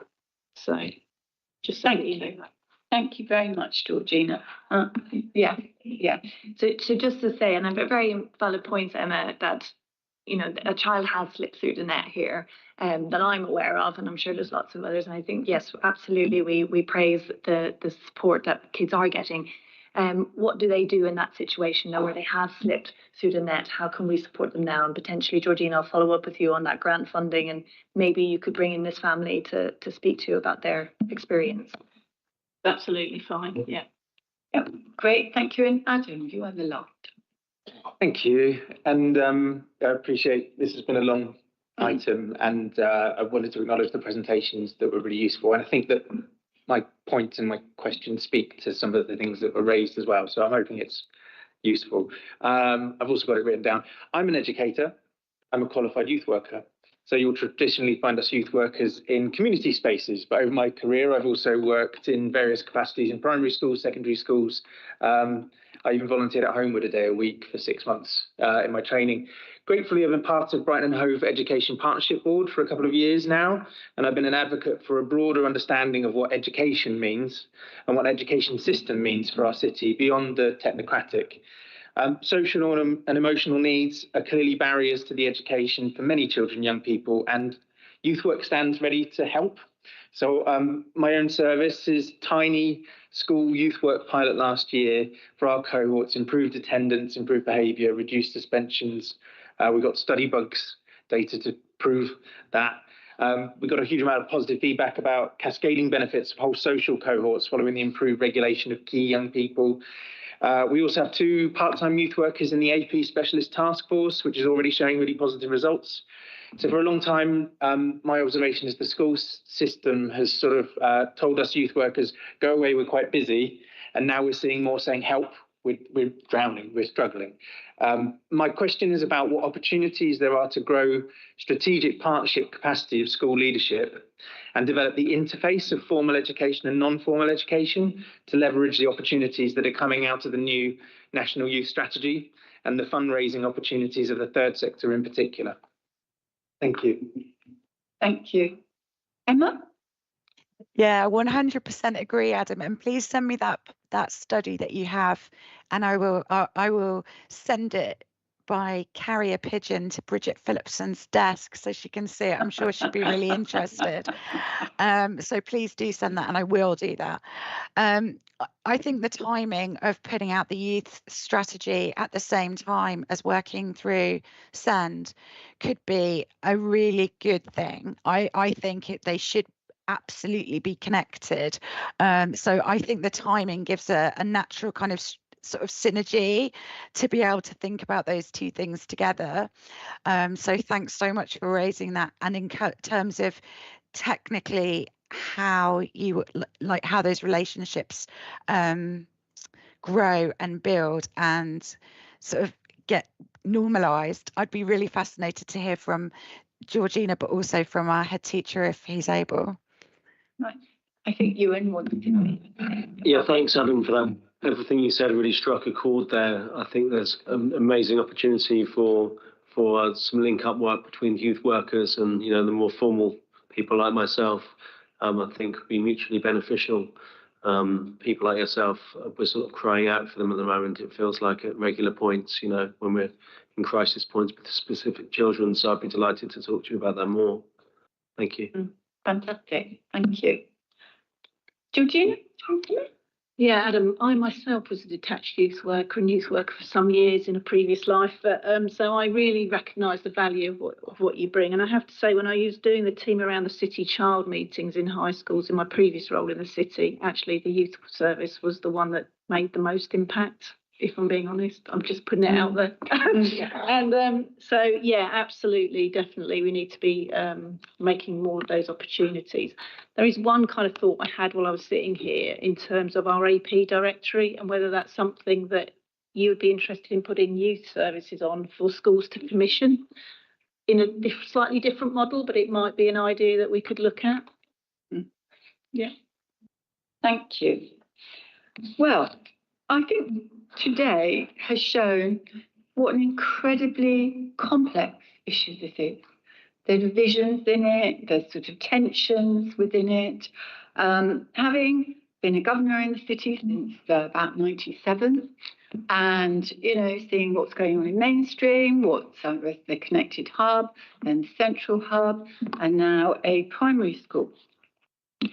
That there is an awful lot of good work that goes on. I couldn't agree more. That there's fantastic work. I've seen great work in schools, and I particularly appreciated what Ewan was saying about his school. I thought that was hugely informative for us. I also have to say, I feel for you, Georgina and Deb, because you're in the hot seat, and it's very challenging. There are financial constraints, as you say, a lot of statutory constraints and so on.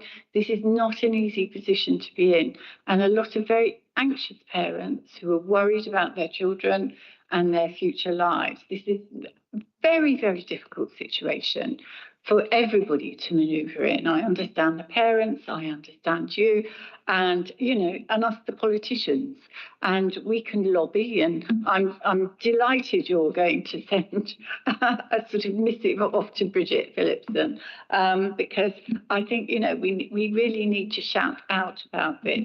We desperately need more money. We need more trained people in these areas, and I think your sort of, you know, point, Adam. Yes, let's make really good use of the youth services and so on. But so thank you, everybody, because there was, you know, a lot of different sort of feelings in the room today. But I thought it was a really, really helpful discussion and the way forward on this. And it did, I felt it was a real beginning of scrutiny of this issue. So thank you very, very much for coming here today. And thank you very much, Emma, for being here and having such an informed, very well informed position on this. So lots of thanks to you. And now we can move very quickly through the rest of it. We have to note it. Can we all note it, please? We never do anything, do we, other than note it. So are we all agreed to note it? And I always forget. So thank you. And now we're just very quickly going to move to the last item for discussion today. I'm sure we probably don't need to discuss it, but we have talked about it previously, is the scoping report on the task and finish group, which I'm very excited about, and I know some other people are too. So Luke, would you like to introduce this, present this, and then we can move on? Thank you, Chair. I'll be brief. The report sets out the first task and finish group of this committee, and it's proposed that it is to be on antisocial behaviour in council housing and housing association housing within Brighton and Hove. The terms of reference set out the duration and proposed membership of the group, and the scoping report sets out suggested areas of investigation, but this isn't what the group's limited to. If there are other aspects that the group wants to expand into, then it can do. For the membership, like we did with the task and finish group on the place committee, we'll go through the group whips to ensure that those who want to be on the group can be. And happy to take any questions from members. Yeah. Does anyone want to ask any questions about it? Julie? Quickly, Chair. With the membership of the task and finish, I've forgotten. Is it just from the committee, or can it be from? It's not just from the committee. If there are other interested people, they can join in. They don't have to come to every meeting, or anything. They can come join it. They can't vote on anything. But then I don't remember us voting on anything really anyway. It's at the end of when we actually did the report and agreeing with the recommendations. Can I just Yes. Jackie? John, So Task and Finish Group membership, in terms of councillors, it's open to any councillor who's not a cabinet member or cabinet advisor. And then the group itself can decide if it wishes to have non-voting co-optees. Clearly, the non-voting co-optees who sit on scrutiny committees are also welcome to express an interest. And we'll try and incorporate as many as we can without having a cast of thousands doing a single group. Good, because I saw on the list it says the number of different, from different parties, and it has one independent. I was thinking, oh, we haven't got an independent on this group. No, but they're coming in. I've already been asked, and I've actually already been asked if it can be shared, which it can, because you can sort of sub. I mean, that will be discussed with Giles, but I think that will be okay, because essentially, even if there are some people, say co-opted ones, who only want to come to one meeting and just see what's happening, that is really helpful, because they maybe can ask some very good questions, because it's a hugely big topic at the moment. There is a lot of antisocial behaviour. It's very widespread nationally, and I did really push to have the housing associations included, because we have so many councillors reporting back that there are issues with a whole range of housing association providers in the city, and I thought it was interesting that we didn't have any figures really for antisocial behaviour in housing associations, only from council housing. And so, so I think it's really to have our own base group, and then other people who do want to come in. So will you be chairing it, Jackie? I will be chairing it, I do. Yeah, tough luck. I will be. No, I'll be chairing. I think it says in the terms of reference that chair of this group will be chairing it, and it's something that I think we really need to explore very thoroughly, and we'll have a chance to talk to so many people. And that's what was fascinating about the other task and finish, was actually being able to talk to people in Edinburgh, in Wales, fascinating, talking to people in Wales, Bristol and so on, in Westminster, and all different types of people and the organisations that actually were responsible for short-term lets. So I think that we will, we'll certainly have lots of lived experience, I think. I think we'll have an abundance of that. But I think it will be a really interesting journey. Yeah. Okay. Well, then, if there are no more questions, we will move to recommendation. Yeah. Or do you want? Oh, sorry, TJ. How could I forget you? I mean, I am very forgettable, so it's understandable, but... You're not very forgettable, TJ. Anyway, I just very quickly want to ask, just in relation to reading through it, just in relation to potential witness, potential evidence coming through, especially as we live in this right to buy era where private tenants or people who own their houses outright live within our these estates, these associations, leaseholders and private tenant and private renters live within these. They might be experiencing the exact same ASB as people who are in our council, housing and in our association housing. How will their voice be heard in this process as well, or will it just cover those who are experiencing it from social housing, in social housing? Giles, we'll probably talk about this. I think that the group will talk about this off the cuff.